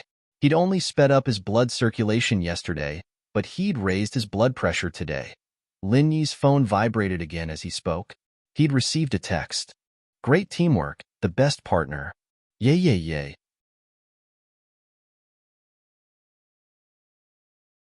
Chapter 317. I don't understand, Kong Xiaobo asked curiously. Boss, whose text is it? It can't be from sis-in-law Tang Yun, right? What Tang Yun? She doesn't even have a phone. Lin Yi glared at Kong Xiaobo. It's the weather report. Oh. Kong Xiaobo remembered that Linny was going to buy a phone with Tang Yun at noon. He was going to buy one for Xiaofan as well. At noon, Lin Yi, Tang Yun, Kong Xiaobo, and Lu Xinwen left the school together. Linny had an old van, so he didn't need to take a taxi anymore. Although the car wasn't good, it was better than nothing. Tang Yun, Kong Xiaobo wants to buy a phone for Xiaofan. It'll be easier to contact her. What about you? Linny asked Tang Yun, who was sitting in the front passenger seat. Kong Xiaobo gave the seat to Tang Yun and sat in the back with Lu Xinwen. Me? I'm not buying it. I don't have much use for it. Tang Yun shook her head. Her family situation didn't allow her to buy a phone. Although it wasn't expensive, she would need to buy a SIM card and a monthly rental fee. It wasn't a small amount, so Tang Yun rejected it. Boss will pay for it. Xiaobo continued. Fran's phone was a gift from my boss, sis-in-law. She'd never accept it if he bought her a phone if you didn't want it, sis-in-law. Please help me. Tang Yun couldn't help but giggle after hearing Kong Xiaobo's words. Begging someone to buy a phone for them. However, Tang Yun remembered that Lin Yi bought her a dress at the night market and asked her for 50 kuai. Thinking about it, it was strange sometimes. Back then, she had hated him to death, but now, she was sitting quietly in his car, sitting beside him. She'd thrown the dress in her closet because she was mad, but she'd probably be able to find it when she got home tonight. Tang Yun couldn't help but smile at the thought. Would she have accepted the dress if he'd given it to her? The answer was no. But now, Linny wanted to buy her a phone, and after some persuasion from Kong Xiaobo, Tang Yun acquiesced. Linny parked the car in front of a mobile phone store, and the four of them got out of the car together. When the salesperson saw that the four of them were wearing school uniforms, he knew that they were students. He immediately recommended a few cheap cell phones. Kong Xiaobo also wanted to buy a cheaper phone. He didn't want Lin Yi to spend money on a smartphone that easily cost a few thousand yuan. What price range do you want to buy? The salesperson asked. Kong Xiaobo wanted to say 200 or 300 yuan, but Lin Yi had to make the decision, so he turned to look at Lin Yi. Lin Yi knew that Kong Xiaobo wanted to buy a cheaper one. According to his plan yesterday, he wanted to buy 200 or 300 yuan, but Lin Yi didn't want to buy one that was too cheap for Tang Yun. If he bought one that was 200 or 300 yuan for Xiaofan, Lin Yi naturally wouldn't buy one that was too expensive for Tang Yun. Differential treatment, and it wouldn't be good if Xiaofan had any ideas. Around 1,000 yuan. Lin Yi thought about it and set a price. Tang Yun wouldn't be able to accept a price that was too expensive, so this price should be about right. Nokia 5233. This phone is very popular among students. It's cheap and has all the functions, but it lacks the GPS function compared to the 5230. But you students won't need that function anyway. The salesperson took out a phone and introduced it to Lin Yi and the others. The price is cheaper than the 5230, only 833 yuan. What do you think? Lin Yi pushed the phone to Tang Yun, asking for her opinion. It's pretty good, but it's a bit expensive. Tang Yun still couldn't accept the fact that she wanted something from Lin Yi. Although Kong Xiaobo tried to persuade her for a long time, she still felt that she shouldn't buy it. Heh, Lin Yi smiled and said to the salesperson, then I'll take 3 of these phones. How about we buy the 300 yuan one? Tang Yun saw that Lin Yi wanted to buy it, so she hesitated and pointed at the 300 yuan phone. Please. Kong Xiaobo is giving it to Fawn. It's too shabby. He can't take it out, right? Lin Yi whispered. Oh. Tang Yun could only nod, but she felt a bit depressed in her heart. She owed Lin Yi more and more. How could she pay him back? From the barbecue recipe, to him helping her and her mother chase away those bullies, to Fawn's medical fees, although Kong Xiaobo played a part in it, most of it was because of her face. So Tang Yun couldn't pretend that she didn't know anything. He saved her again. Now he wanted to buy a phone for her. Tang Yun didn't know if her relationship with Lin Yi would become more and more complicated if this continued. Did he really like her? While he was hesitating, Lin Yi had already bought 3 phones and 2 SIM cards. One of them was Fan's birthday, and the other was Tang Yun's birthday. Xinwen was in charge of both of them. Lin Yi swiped the card and distributed the phones. Tang Yun got one, Kang Xiaobo got one, and Lu Xinwen had an older phone, so she didn't need to buy it. Lin Yi used the last one for himself. The expensive phone from before was also broken, so Lin Yi bought a cheap one. No matter how expensive it would be ruined if it was soaked in water. Lin Yi's job was more dangerous, so he chose a cheap phone. If it wasn't for the fact that Yushu's phone was too feminine and Lin Yi didn't want to take it out, Lin Yi would just use it. Tang Yun sighed lightly. She owed him a lot. She owed him a lot already, so a phone wouldn't make much of a difference. But when she got in the car, she whispered to Lin Yi, "Thank you, huh?" Lin Yi smiled and turned his head to look at Tang Yun mischievously. "Then how are you going to thank me?" "Wah, how am I going to thank you?" Tang Yun jumped and blushed, remembering what she promised him yesterday at the hospital. Her heart raced. "Yesterday at the hospital, you still owe me a kiss," Lin Yi said in a low voice. As expected, he was talking about that. Tang Yun blushed. "Wah? What? I don't know what you're talking about. I don't understand."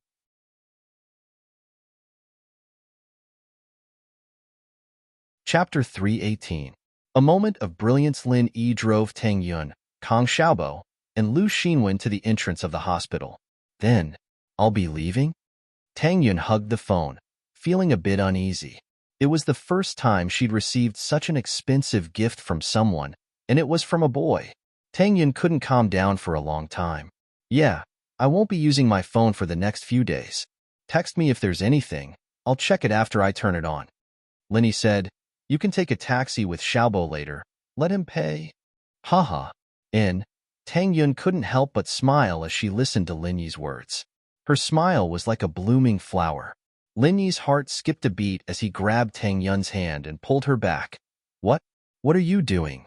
Tang Yun froze and looked at Kang Xiaobo and Lu Xinwen, who'd already gotten out of the car. She let out a breath of relief when she saw that they weren't looking at her. "Aren't you going to say something before we leave?" Lin Yi pointed at his face. I'll say it again." Tang Yun couldn't stand Lin Yi's teasing. She struggled out of Lin Yi's hand and ran out of the car. Her heart raced as she let out a long breath. She looked at Lin Yi and pouted before turning around and ignoring him. If it had been anyone else, Tang Yun would have run away crying. But with Lin Yi, all she felt was shyness. Tang Yun, who suddenly realized this, started to feel lost. Was it a good thing for her to fall deeper and deeper in love with Lin Yi? "Yun, what's wrong? You don't look well?" Lu Xinwen was talking to Kang Xiaobo when she looked up to see Tang Yun's reddened face. It was like she had a heat stroke. It's nothing." Tang Yun quickly shook her head. Let's go." Xinwen shook her head. She didn't know what happened to Tang Yun. She turned around to look at Lin Yi's car, but realized that Lin Yi's car was already far away. She could only bury the question in her heart. Before leaving the country, Lin Yi had to deal with Lu Zhenhu's illness first. While he could extort some money from the man, he could also give Xiumin time to start planning for the medical company. This incident made Lin Yi realize that it was better to be on time than to be on time. He was just thinking about how to get 100 million yuan of startup capital, and in the blink of an eye, the Lu family sent it to him. The efficiency of raising funds was probably unmatched. Lin Yi gave Guan Xiumin a call and told him to call Zhenhu and the others over. He'd be there soon. "All right, Lu Tiany's already waiting here, waiting for your news. He'll have someone bring Elder Lu here." Xiumin said. "Have you had lunch?" "Not yet, but there's no rush," Lin Yi said. "All right then, I'll have Xian prepare some food." Xiumin made the decision for Lin Yi. All right. Lin Yi didn't argue about these trivial things and drove straight to Xiumin's house. By the time Lin Yi got there, Zhenhu was already there. He was sitting in the living room waiting for Lin Yi. When he saw Lin Yi walk in, Zhenhu stood up with Lu Tiany's help. "Miracle doctor, I'll have to trouble you then." Zhenhu's attitude made Lin Yi a little embarrassed. He took so much money from him, and he was still being so respectful to him. But he really needed money right now, so he couldn't be soft-hearted. Plus, he couldn't be blamed for this. They only had themselves to blame for marrying a snobbish daughter-in-law and having a retarded nephew. Elder Lu, you don't have to be so polite. Lin Yi waved his hand. Let's go find an empty room. All right, Miracle Dr. Lin, about the consultation fee. Lu Tianyi wasn't an idiot. Even if Lin Yi didn't ask about the consultation fee, he could not mention it. If he pretended not to know, then he'd be an idiot. Grandpa Guan, do you have a bank account? Transfer it directly. Lin Yi turned to Xuemin. Transfer it to my account? Xuemin paused for a moment, then understood that Lin Yi wanted him to plan for the medical company. He nodded. All right, transfer it to my account first. Mr. Liu, do you know my account number? I do.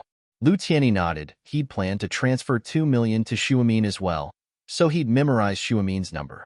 Lu Tianyi called one of his subordinates and had them transfer the 100 million to Xuemin's account. A moment later, Xuemin's phone rang with a notification. After confirming that there were no issues, Lin Yi nodded in satisfaction. It seemed that Lu Tianyi was a man of his word. He didn't have to completely cut ties with him in the future.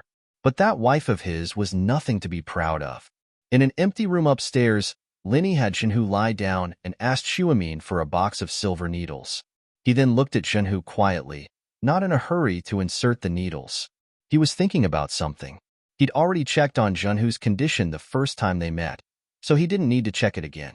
What he needed to do now was think of a treatment plan, the quickest and most effective way to cure Zhenhu's angina. Of course, a complete cure wasn't possible, at least not right now. Old Lin's miraculous pills were hidden away like treasures, so he couldn't take them out even if he wanted to. But it was possible to keep the disease from acting up for 10 years. But that was a bit of a scam. Lin Yi sighed. Whatever, he'd keep the disease under control for 10 years first. If Zhenhu really did live to 100 years old, then he'd think of something else. With that in mind, Lin Yi quickly inserted needles into Zhenhu's body. His speed was so fast that even Xuemin, the god of acupuncture, was in awe. He did it in one go. 2 minutes later, Lin Yi began inserting needles into each needle. Neguan, Xiamen, Yinqi, Juk, Shanzhong. Inject energy into the needles. Zhao Lao's voice suddenly rang in Lin Yi's ears. Lin Yi was overjoyed. He didn't know what kind of person Zhao Lao was, but with his help, things would be much easier. Lin Yi hurriedly did as he was told. The needle handle that had been injected with energy suddenly began to vibrate with a buzzing sound, as if something was driving it. Even when Lin Yi's hand left the handle, the needles continued to vibrate on Zhenhu's body.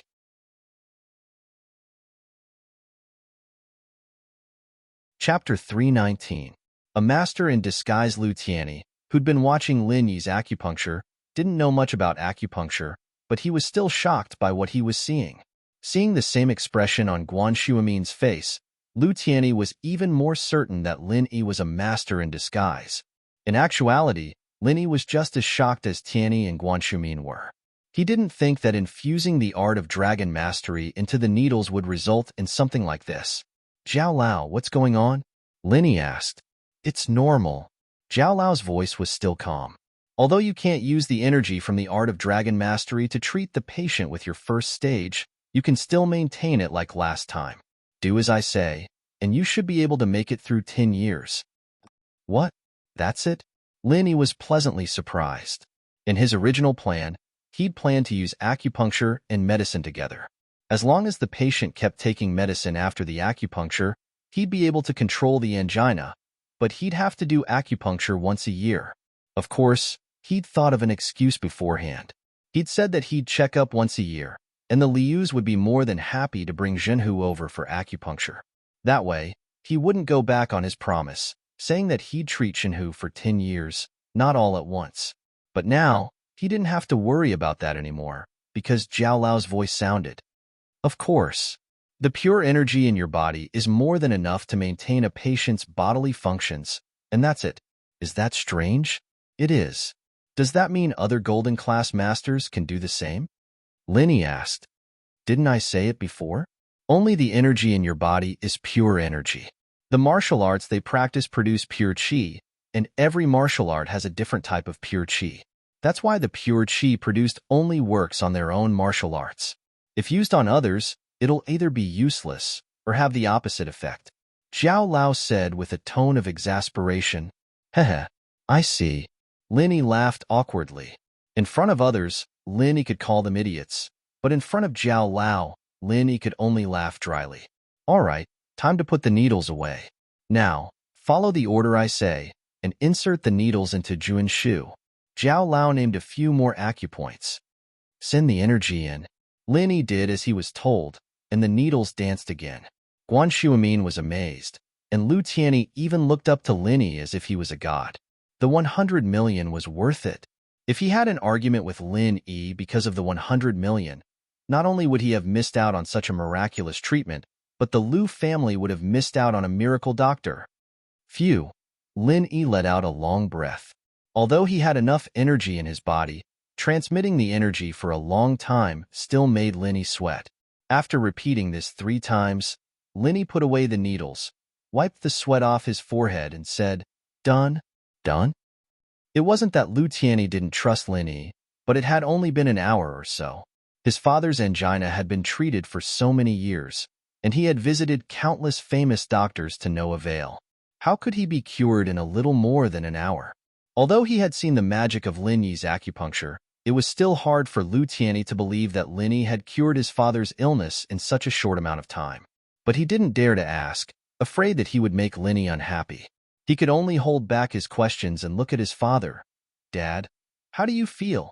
Lu Tianyi could only ask his father how he felt. Much better, so comfortable. But my body feels so uncomfortable, I need to take a bath.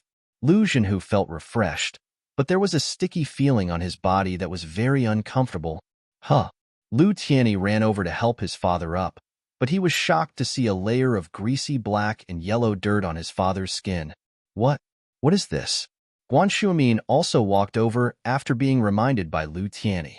When Lin Yi was performing acupuncture, the two of them were afraid that they would affect Lin Yi, so they stood far behind him. When they got closer, their hands were trembling in shock. Bone and marrow cleansing? Guan Shuamin naturally knew about bone and marrow cleansing in ancient medicine, but it had been lost for many years. Bone and marrow cleansing referred to the use of acupuncture or herbs to expel toxins from the body, achieving an effect similar to rebirth. It was inevitable that toxins would be stored in the body when humans ate grains. Although metabolism could expel some of it, there was still some that would be absorbed by the body. As time went on, the toxins would accumulate more and more. Guan Shuamin didn't expect Lin Yi's acupuncture to be so effective. Not only could it cure diseases, but it could also expel toxins from the body. Lin Yi paused when he heard what Guan Shuamin called him, but then Zhao Yazi's voice sounded in his ears.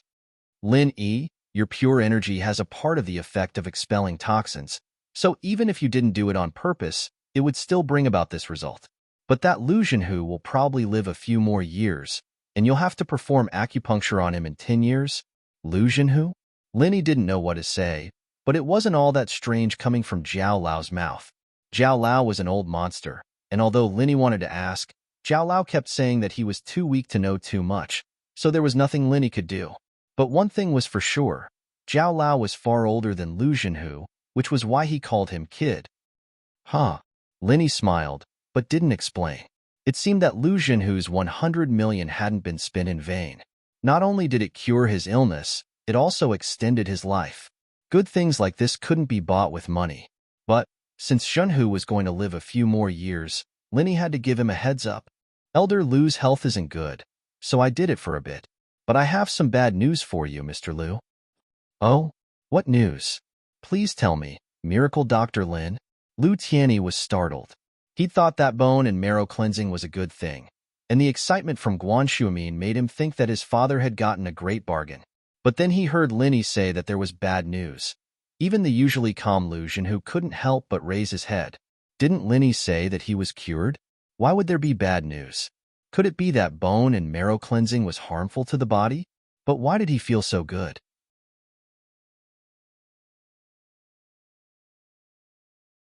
Chapter 320. Let me tell you some bad news, Lin. He wasn't expecting everyone to be looking at him with such nervous gazes. Did he scare them with his tone? Mr. Liu, I said I could cure Elder Liu's illness in 10 years, so it's 10 years. That bone and marrow cleansing thing is a complimentary gift. Linny paused. But the bad news is that you'll need to prepare the money 10 years from now. You'll still need to prepare it. Elder Liu can live for more than 10 years after the bone and marrow cleansing. Ah. Lu Tianyi blinked, surprised and overjoyed at the same time. This wasn't bad news at all. It couldn't be any better. How could it be bad news? So what if he had to prepare money after 10 years? As long as his father lived, House Liu would continue to prosper. Lu Tianyi was so moved that he couldn't speak. Miracle Dr. Lin, you're the savior of House Liu. Lin Yi waved his hand. All right, I'm tired. I need to rest. Yes, yes. Miracle Dr. Lin needs to rest. I'll take my father to the bath first. Lu Tianyi didn't want to disturb Lin Yi any longer. He'd wanted to say some more words of gratitude, but held them back. Jinhu couldn't help but be overjoyed at Lin Yi's words.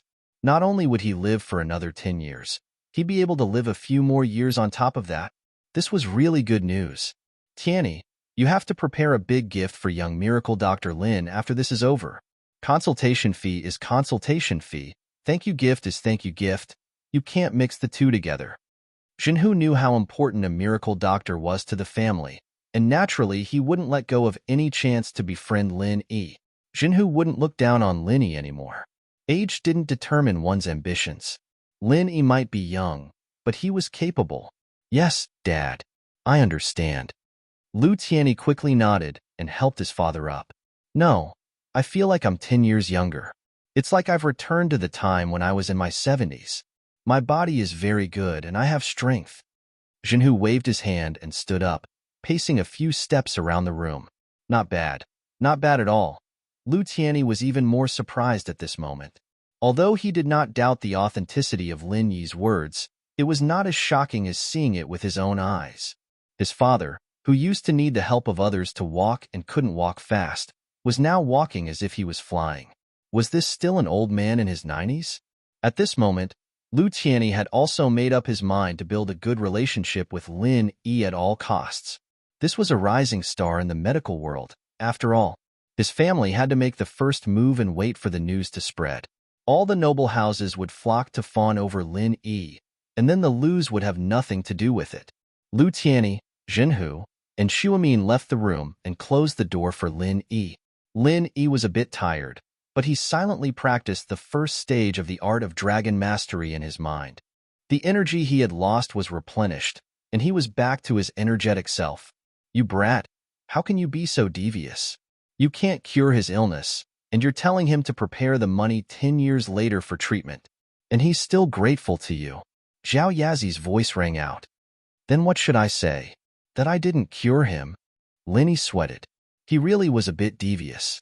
But you're not devious enough. You're not as devious as my master uncle. If it were him, he would have asked for another bone and marrow cleansing fee. Zhao Yazi said. Linny fainted. When Linny came downstairs, Guan Xian had already placed the dishes on the table. Jinhu and Lu Tianyi hadn't left either. Jinhu had clearly just showered, as his hair was still damp. However, he looked energetic as he chatted with Xuemin about something. Jinhu and Lu Tianyi stood up again when Lin Yi came downstairs. Miracle Dr. Lin, you've worked hard. It's nothing. Is it time to eat? Mr. Liu and Elder Liu, would you like to join us? Lin Yi looked at the food on the table. It was enough for a few people, so he invited them. Then I'll gladly accept your invitation. This old man will shamelessly come and freeload. Jinhu wanted the Lius to get closer to Lin Yi as well, so he immediately accepted Lin Yi's invitation. The Lius were now convinced that Lin Yi really was Xuemin's mentor. Although this was Xuemin's house, it wasn't appropriate for them to stay and eat with Lin Yi. Guan Xian brought out the dishes one by one, and then placed the bowls and chopsticks on the table like a little wife. All right, let's eat together. You must be hungry, right? Let's skip the formalities and get straight to the point. Xuemin was worried that Lin Yi would be too tired, so he asked everyone to get straight to the point. Ah, all right. Lin Yi nodded, but noticed Guan Xian standing to the side. Guan Xian, you're here too? Aye. Guan Xian looked at Xuemin. In the past, when Xuemin's friends came over, Guan Xian wouldn't join in the fun. After all, she was a junior. Yesterday, it was only Lin Yi, and the two knew each other. So Xuemin wanted to introduce Lin Yi to her. That was why Guan Xian came. But today, Jinhu and Lu Tianyi were here, so it wasn't appropriate for Guan Xian to just sit down. Xian, let's eat together. You can sit next to Yi, Xuemin said with a smile. Okay. Guan Xian nodded, happy as she sat down next to Lin Yi. Lu Tianyi wanted to sit next to Lin Yi to get closer to him, but Guan Xian suddenly sat down. He was a little disappointed, but at the same time, he started to pay more attention to Guan Xian. Guan Xian's shy and happy expression just now was reflected in Lu Tianyi's eyes. Lu Tianyi wasn't an idiot. He could tell Guan Xian's feelings for Lin Yi with just one look. No wonder Lin Yi was so close to House Guan. It was because of this. It seemed that even if he got to know a miracle doctor like Lin Yi, he couldn't cut off his connection with Xuemin. Lu Tianyi made up his mind. Guan Xian put 100% of her effort into cooking today's meal, and it was a world of difference compared to yesterday's. Lin Yi, of course, ate heartily. Guan Xian, on the other hand, ate very little, but she was even happier to see Lin Yi enjoying the food. Lin Yi didn't linger after the meal. He still had to prepare for his trip abroad, and it was about time for him to leave for the airport. His flight was at 4 in the afternoon, and it was already 1. Lu Tianyi and Jinhu were a little disappointed to see Lin Yi leave in a hurry, and so was Guan Xian. Xuemin, on the other hand, didn't mind.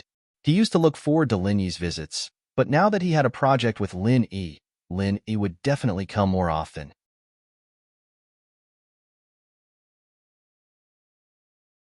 Chapter 321.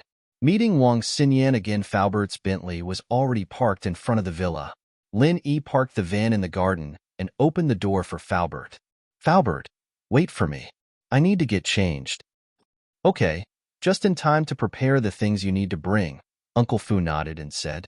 Lin Yi was wearing a school uniform right now. He couldn't just leave the country like that because it would be too eye-catching. The Songshan First School's uniform wasn't very eye-catching in Songshan, but it wasn't available in other cities, let alone overseas. If Lin Yi were to appear in that uniform, he'd definitely be noticed by the local gangs. Lin Yi changed into the casual clothes he'd bought at the night market and put on a pair of sunglasses. He then took out the blade from his shoe and threw it into the drawer. Something like that wouldn't be able to get past airport security. He'd just buy another one and put it in his shoe when he got there. Lin Yi left his phone on the desk and came out without anything else. You're not bringing anything? Faubert looked at Lin Yi's outfit, a little surprised. What's there to bring? I'm just bringing someone back. Lin Yi shook his head. Faubert didn't say anything as he handed a credit card and plane ticket to Lin Yi. This credit card can be overdrawn up to $1,000,000. The password is the same as the one I gave you before. Lin Yi didn't decline and put the card and plane ticket into his pocket.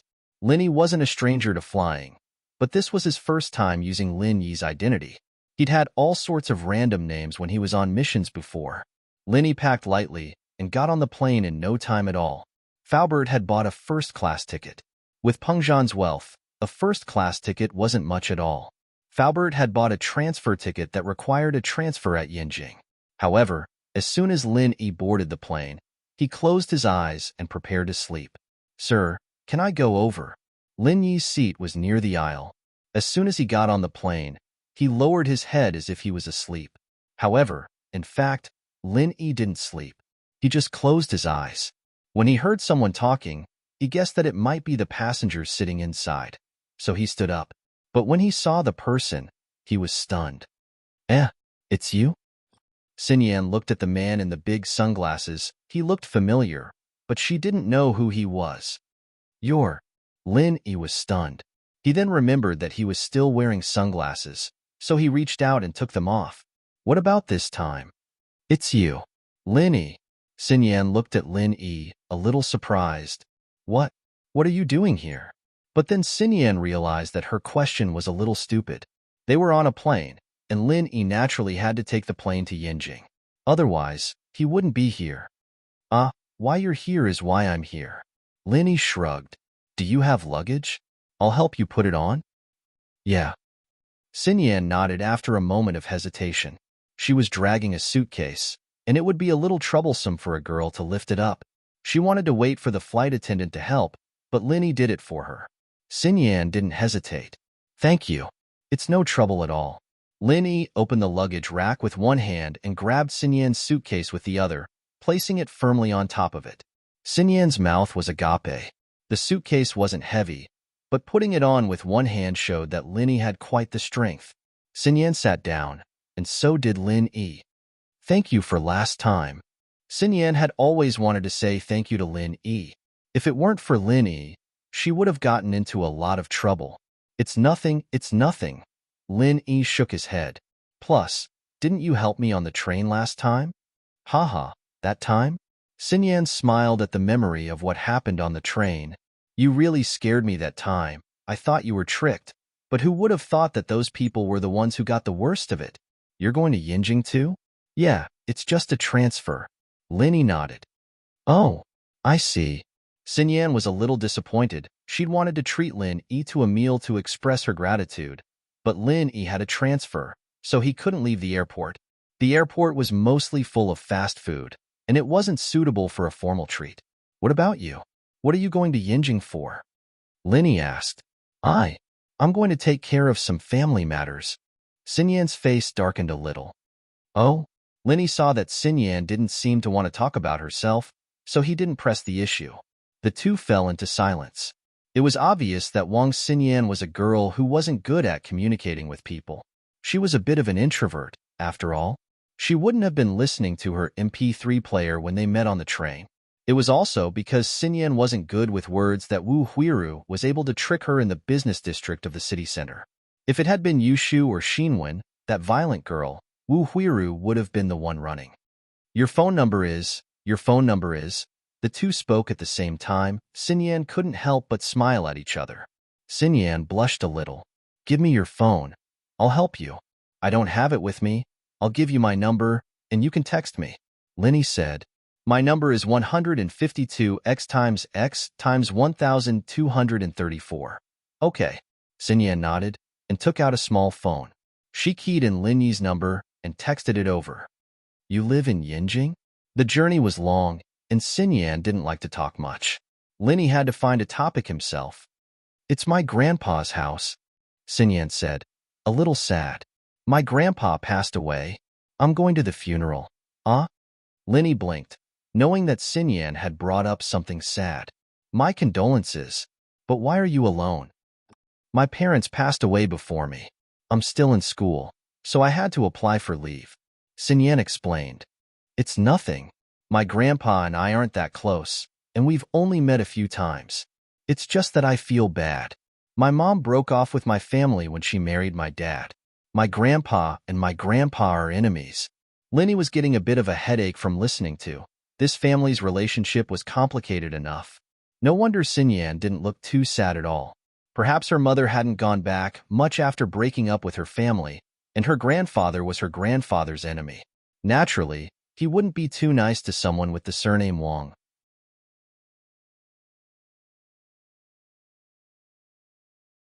Chapter 322. Incorrect information, Xinyan blinked. You're an orphan? You could say that, but I have an old man who loves me dearly. You could call him adoptive father or grandpa. Anyways, his age is a little awkward. Linny scratched his head. I guess I'll just have to call him old man. Xinyan chuckled at Lin Yi's words. You don't have to comfort me. I'm fine. I'm just feeling a little uncomfortable. My grandpa just passed away, and now my uncles are fighting over the inheritance. Even my grandpa's body was left in the hospital, and my parents were the ones who organized the funeral. Linny was speechless. He didn't know what to say to Xinyan's uncles, letting a daughter they'd broken up with come back to take care of the funeral while they were busy fighting over the inheritance. But it's fine. Our family isn't after anything. My grandpa's family is richer and more powerful than my grandpa's, but my parents have built a place for themselves after all these years. Xinyan had kept these words bottled up in her heart for a long time, and she probably didn't have anyone she could talk to normally. She decided to talk to someone she could get along with, Lin Yi. It's just that. My uncle said that my mom's going back to fight over the inheritance. Linny didn't know what to say as he listened to Sin Yan's story. This was family business, after all, and Linny wasn't in a position to butt in. Ah, I'm just whining, just don't bother me. Sin Yan shook her head with a bitter smile. It's fine. Didn't I tell you? Every family has their own problems, and things like this are hard to deal with. As long as you do your best, it'll be fine. Linny said. Yeah, as long as you do your best, it'll be fine. Sin Yan nodded. The two talked for a while, and Sin Yan seemed to be getting sleepy as well. She leaned back in her chair, falling asleep after a while. Linny turned down the air conditioner for her before closing his eyes as well. The plane was already descending when Lin Yi woke up. Sin Yan was listening to her MP3 player, a few bags of snacks, and a glass of juice on the table. Sin Yan took her headphones off when she saw that Linny was awake. She handed Lin Yi a bag of snacks from the table. Here, they were distributed on the plane when you were asleep. I got one for you. You can eat it. I don't like these things very much. Lin Yi took a look at it and found it was mostly dehydrated vegetable slices. He didn't like it. Yeah, thanks. Sin Yan seemed to like these snacks a lot, and she'd already finished her portion. It didn't take long for the plane to land at Yinjing Airport, and Sin Yan went to the domestic arrival point while Lin Yi went to the international transfer lounge. The encounter with Wang Xinyan was just a small interlude, and Lin Yi was on a plane to Blue Town. There was no one he knew on the plane this time, and so Lin Yi closed his eyes and fell asleep. When he opened his eyes, he was already in a foreign land. This was a small town full of exotic atmosphere, but it was not Blue Town. Blue Town was a few kilometers away from here by car. Lin Yi flagged down a taxi after exiting the airport, telling the driver that he was going to Blue Town in English. English was the common language of the world, and it was effective in this exotic European town as well. There were many customers on the way from the airport to Blue Town, and the driver was used to it.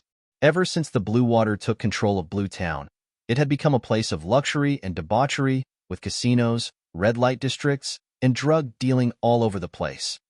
There were a lot of customers visiting Blue Town every day, and the driver thought that Linny was a tourist. You can have some fun there, young man, but don't get too addicted to it, or else. Sigh. Haha, thanks, I'm just going to take a look.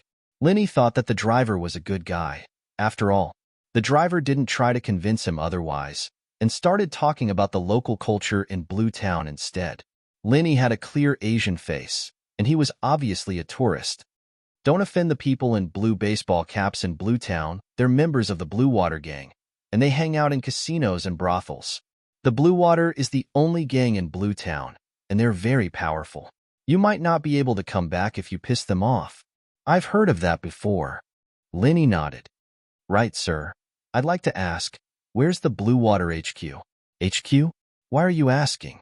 The driver asked, suddenly alarmed. I'm staying somewhere far away from them. It sounds scary, and I'm traveling alone. I want to avoid trouble. Linny explained with a smile.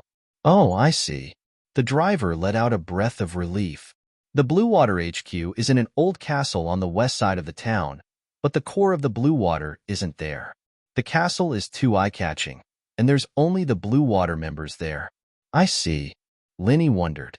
Could the information be wrong? According to the information Guanghua had given him, that Blue Castle was the Blue Water's headquarters. But Guanghua hadn't looked into it before, something that even a taxi driver knew? Haha, yeah, one of my cousins is a member of the Blue Water, so he knows a bit more. Their HQ is in an auto repair shop in the North District, and only a few people know about it. But you're a tourist from another city, so it's fine to tell you. Try not to go to the North District. All right, I won't go then. Linny was moved. Just as he expected. The HQ of the Blue Water wasn't too big of a secret, but it was too far from Songshan, and Guanghua could only find some superficial information. Without actual investigation, there would be no specific search results on the internet. Linny had the driver drop him off in the Blue City, and then took another taxi to the North District, finding a hotel to check into. There were plenty of tourists from the east like Lin Yi, so no one in the hotel paid any attention to Lin Yi. Lin Yi took a quick look at the room before leaving the hotel with his sunglasses on, wandering the streets of the North District.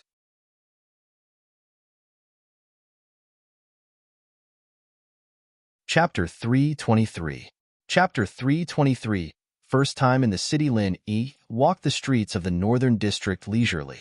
Lin Yi didn't have a destination in mind, so all he needed to do was remember the way back. At an ATM, Lin Yi took out a few €1,000 and put it in his pocket before continuing to stroll around the northern district.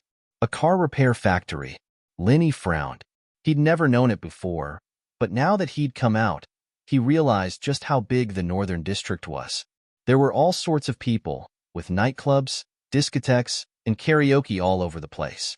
It seemed like the closer he got to the Blue Waters HQ, the more businesses there were.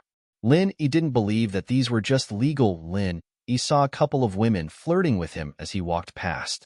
Of course, Lin Yi didn't know if the sex trade was illegal here, and Lin Yi didn't have the time to look into it either. After a moment of silence, he made a bold decision. He stopped a man with a scar on his face and a blue baseball cap. This guy didn't look like a good person at first glance, especially the obvious gang emblem on top of his head, which could also prove this point. He wasn't one of the higher-ups of the Blue Water, though. What kind of person would walk around alone without a bodyguard? "Do you know who I am, kid? Do you want to die?" The scarred man wasn't expecting Lin Yi to stop him. He started yelling in the local language. "Hey, don't rush, bro." Lin Yi pretended to be cautious as he looked around. "I'm from out of town, and I heard that the Blue Water gang has some cheap cars for sale. I'd like to buy one to play with. Do you have any connections, bro? Don't worry, there'll be benefits." "Oh, you want to buy a car?" The scarred man looked Lin Yi up and down. Lin Yi's skin was obviously foreign, and he didn't look like a spy from the cops either. He didn't say anything else. The Blue Water did have a large number of stolen cars in their hands, and that was one of their main sources of income. They'd buy illegal and stolen cars from other cities, change their engine numbers and license plates, and then sell them to the less well-managed areas. As a low-level member of the Blue Water gang, selling stolen cars, drugs, and even bringing customers to the casino would earn them a hefty commission. That was pretty much how they lived. So the scarred man was interested when he heard that Lin Yi wanted to buy a car. "What car are you buying? How much is it?" Scarface didn't ask Lin Yi what he was buying the car for, since there was no need to ask. It was a rule in the industry, and if people didn't ask about the origin of the car, then there was no need to care about what the car was for. In any case, the money was exchanged, and the goods were exchanged. They did not owe each other anything, and after that, they did not know each other. Anything is fine, as long as it's a little cheaper. Lin Yi naturally wouldn't put on airs and buy a high-priced stolen car. Anyway, this kind of thing could be thrown away after it was used. Even if Lin Yi used Falbert's credit card, Lin Yi didn't want to cause trouble. Who knew if this guy in front of him was the kind of person who was greedy for money? What if he saw his extravagant spending and had evil thoughts? Lin Yi wasn't afraid of him, but Lin Yi's main goal was to bring Xie Jinbiao back to the country. He didn't plan on getting into any conflict with the Blue Water gang. Whether they were good or bad had nothing to do with Lin Yi. Scarface wasn't disappointed by Lin Yi's words. After all, most of the luxury cars were smuggled to other countries, and the ones left for sale weren't anything good.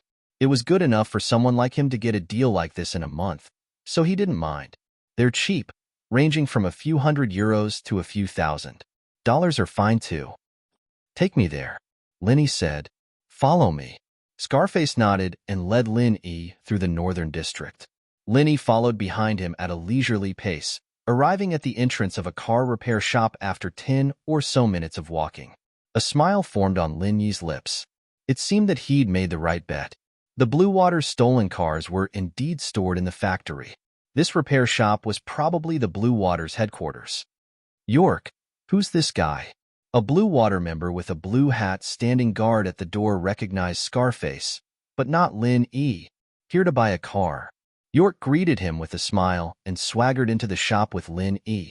Evidently, they didn't think that Lin Yi would be able to cause much of a ruckus in Blue Water territory by himself. They didn't even bother with a body search before letting him in. Lin Yi shook his head inwardly. The Blue Water's management was a little too lax. In actuality, the Blue Water was the overlord of Blue City. The Blue Water members could wipe out anyone who tried to cause trouble in any part of the city, let alone the headquarters. York brought Lin Yi to a big yard at the back of the repair factory. There were close to 100 cars parked there, some models Lin Yi had seen before, and some he hadn't seen before. They all looked like they'd been there for a long time. They're all here. Pick one you like and give it a try, it's fine. York's attitude was quite nice. He'd get a high commission if this deal went through, and he'd have a month's worth of pocket money. This one. Linny pointed at a nondescript old Santana. This one. I'll give you a discount. How about 500 euros? York gave a price after a glance at the car Linny was talking about. That's a little expensive, but I'm buying it with sincerity. Linny shook his head. It's not expensive, it's a reasonable price. This is a car from 10 years ago, and it's still very good. York said, 400. Linny took a look at the model and condition of the car. It was probably from the 90s, and this car was probably as old as he was. 10 years? Maybe 18 years, a little higher, 450? York asked. In actuality, Linny wasn't cutting the price too harshly. It was more or less a normal price, and he did look sincere. 400 it is. This car is more than 10 years old, and I'm just buying it for a ride. Who knows, I might throw it away in a few days. Linny said, all right, 400 it is then. York nodded readily, cash in one hand, and the goods in the other.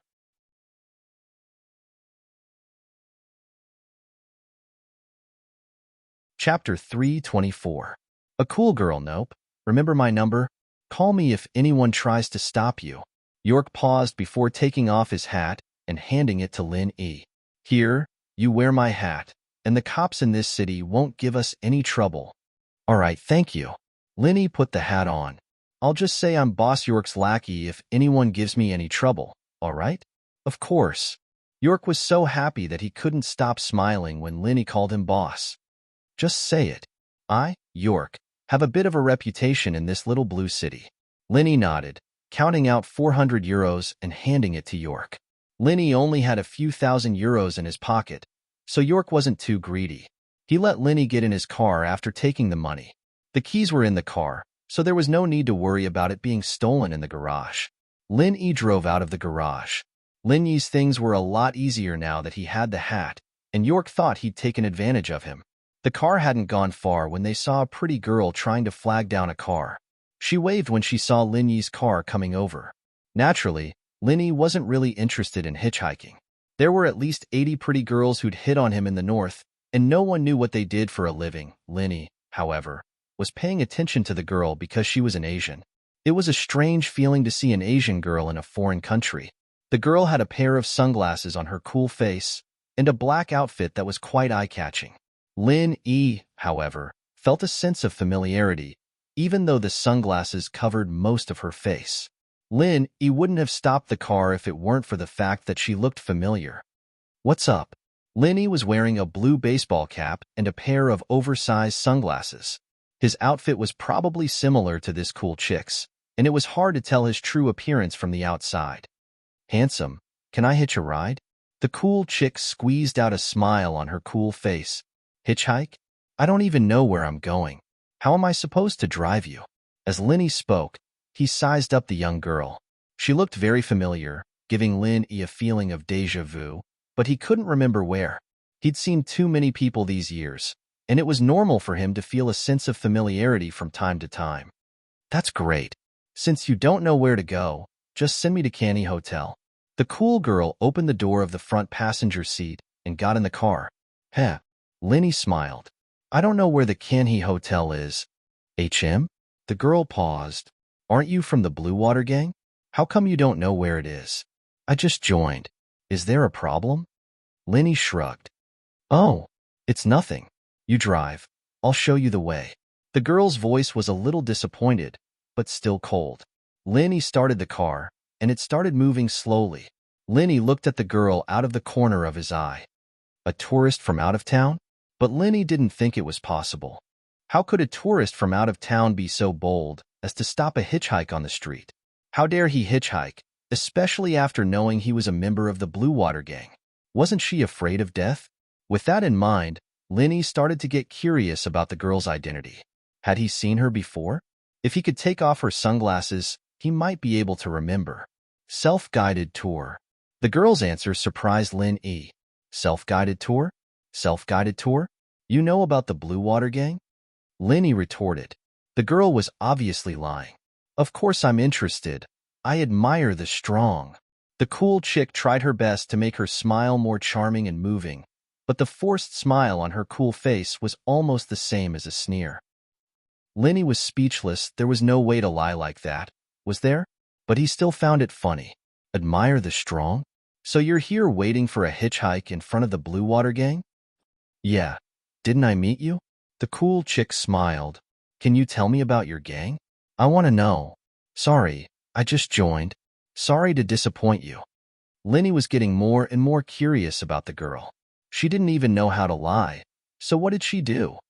Then you should know who the leader of your gang is, right? Is it Charlton? I heard it's him. The girl asked. Probably. Lenny had done some research on the Blue Water Gang, and that seemed to be the leader's name. Then do you know where he is? The girl ignored Lin Yi's probably. Is he in this repair shop? Or Blue Castle? In the repair factory? Lenny answered offhandedly. This was the information he'd gotten from the taxi driver. I see. Then do you guys see him? Which building does he usually work in? The cool girl continued to ask curiously. That I don't know. Lenny wasn't really a member of the Blue Water Gang, so how would he know that much? Why don't you know anything? The girl was a little angry. Then can you take me to him? Why do you want to see him? Lenny felt that this girl was a little strange, but the question made Lenny frown. There was a black SUV following him from afar. He'd been too focused on talking to the girl and didn't even know where the hotel was. He'd been driving aimlessly, and the car was still following them from afar. He wouldn't believe it if someone told him that he wasn't following them. The Blue Water Gang? Lenny frowned as he thought back to his previous actions. There wasn't anything suspicious about it, and he hadn't even revealed his intentions. He didn't even have a lot of cash on him, so why would someone from the Blue Water be following him? What made Lenny curious was that the SUV had followed him from behind, and not from the Blue Water's repair shop. Lenny had looked behind him when he left the shop to make sure no one was following him. Could it be someone who was following the girl? With that thought, Lenny felt that it was possible. It was probably after the cool girl was picked up that the MPV behind them caught up. You're tuning in to the Warrior Lore YouTube channel. Don't forget to subscribe and join us on this journey to catch the most captivating stories.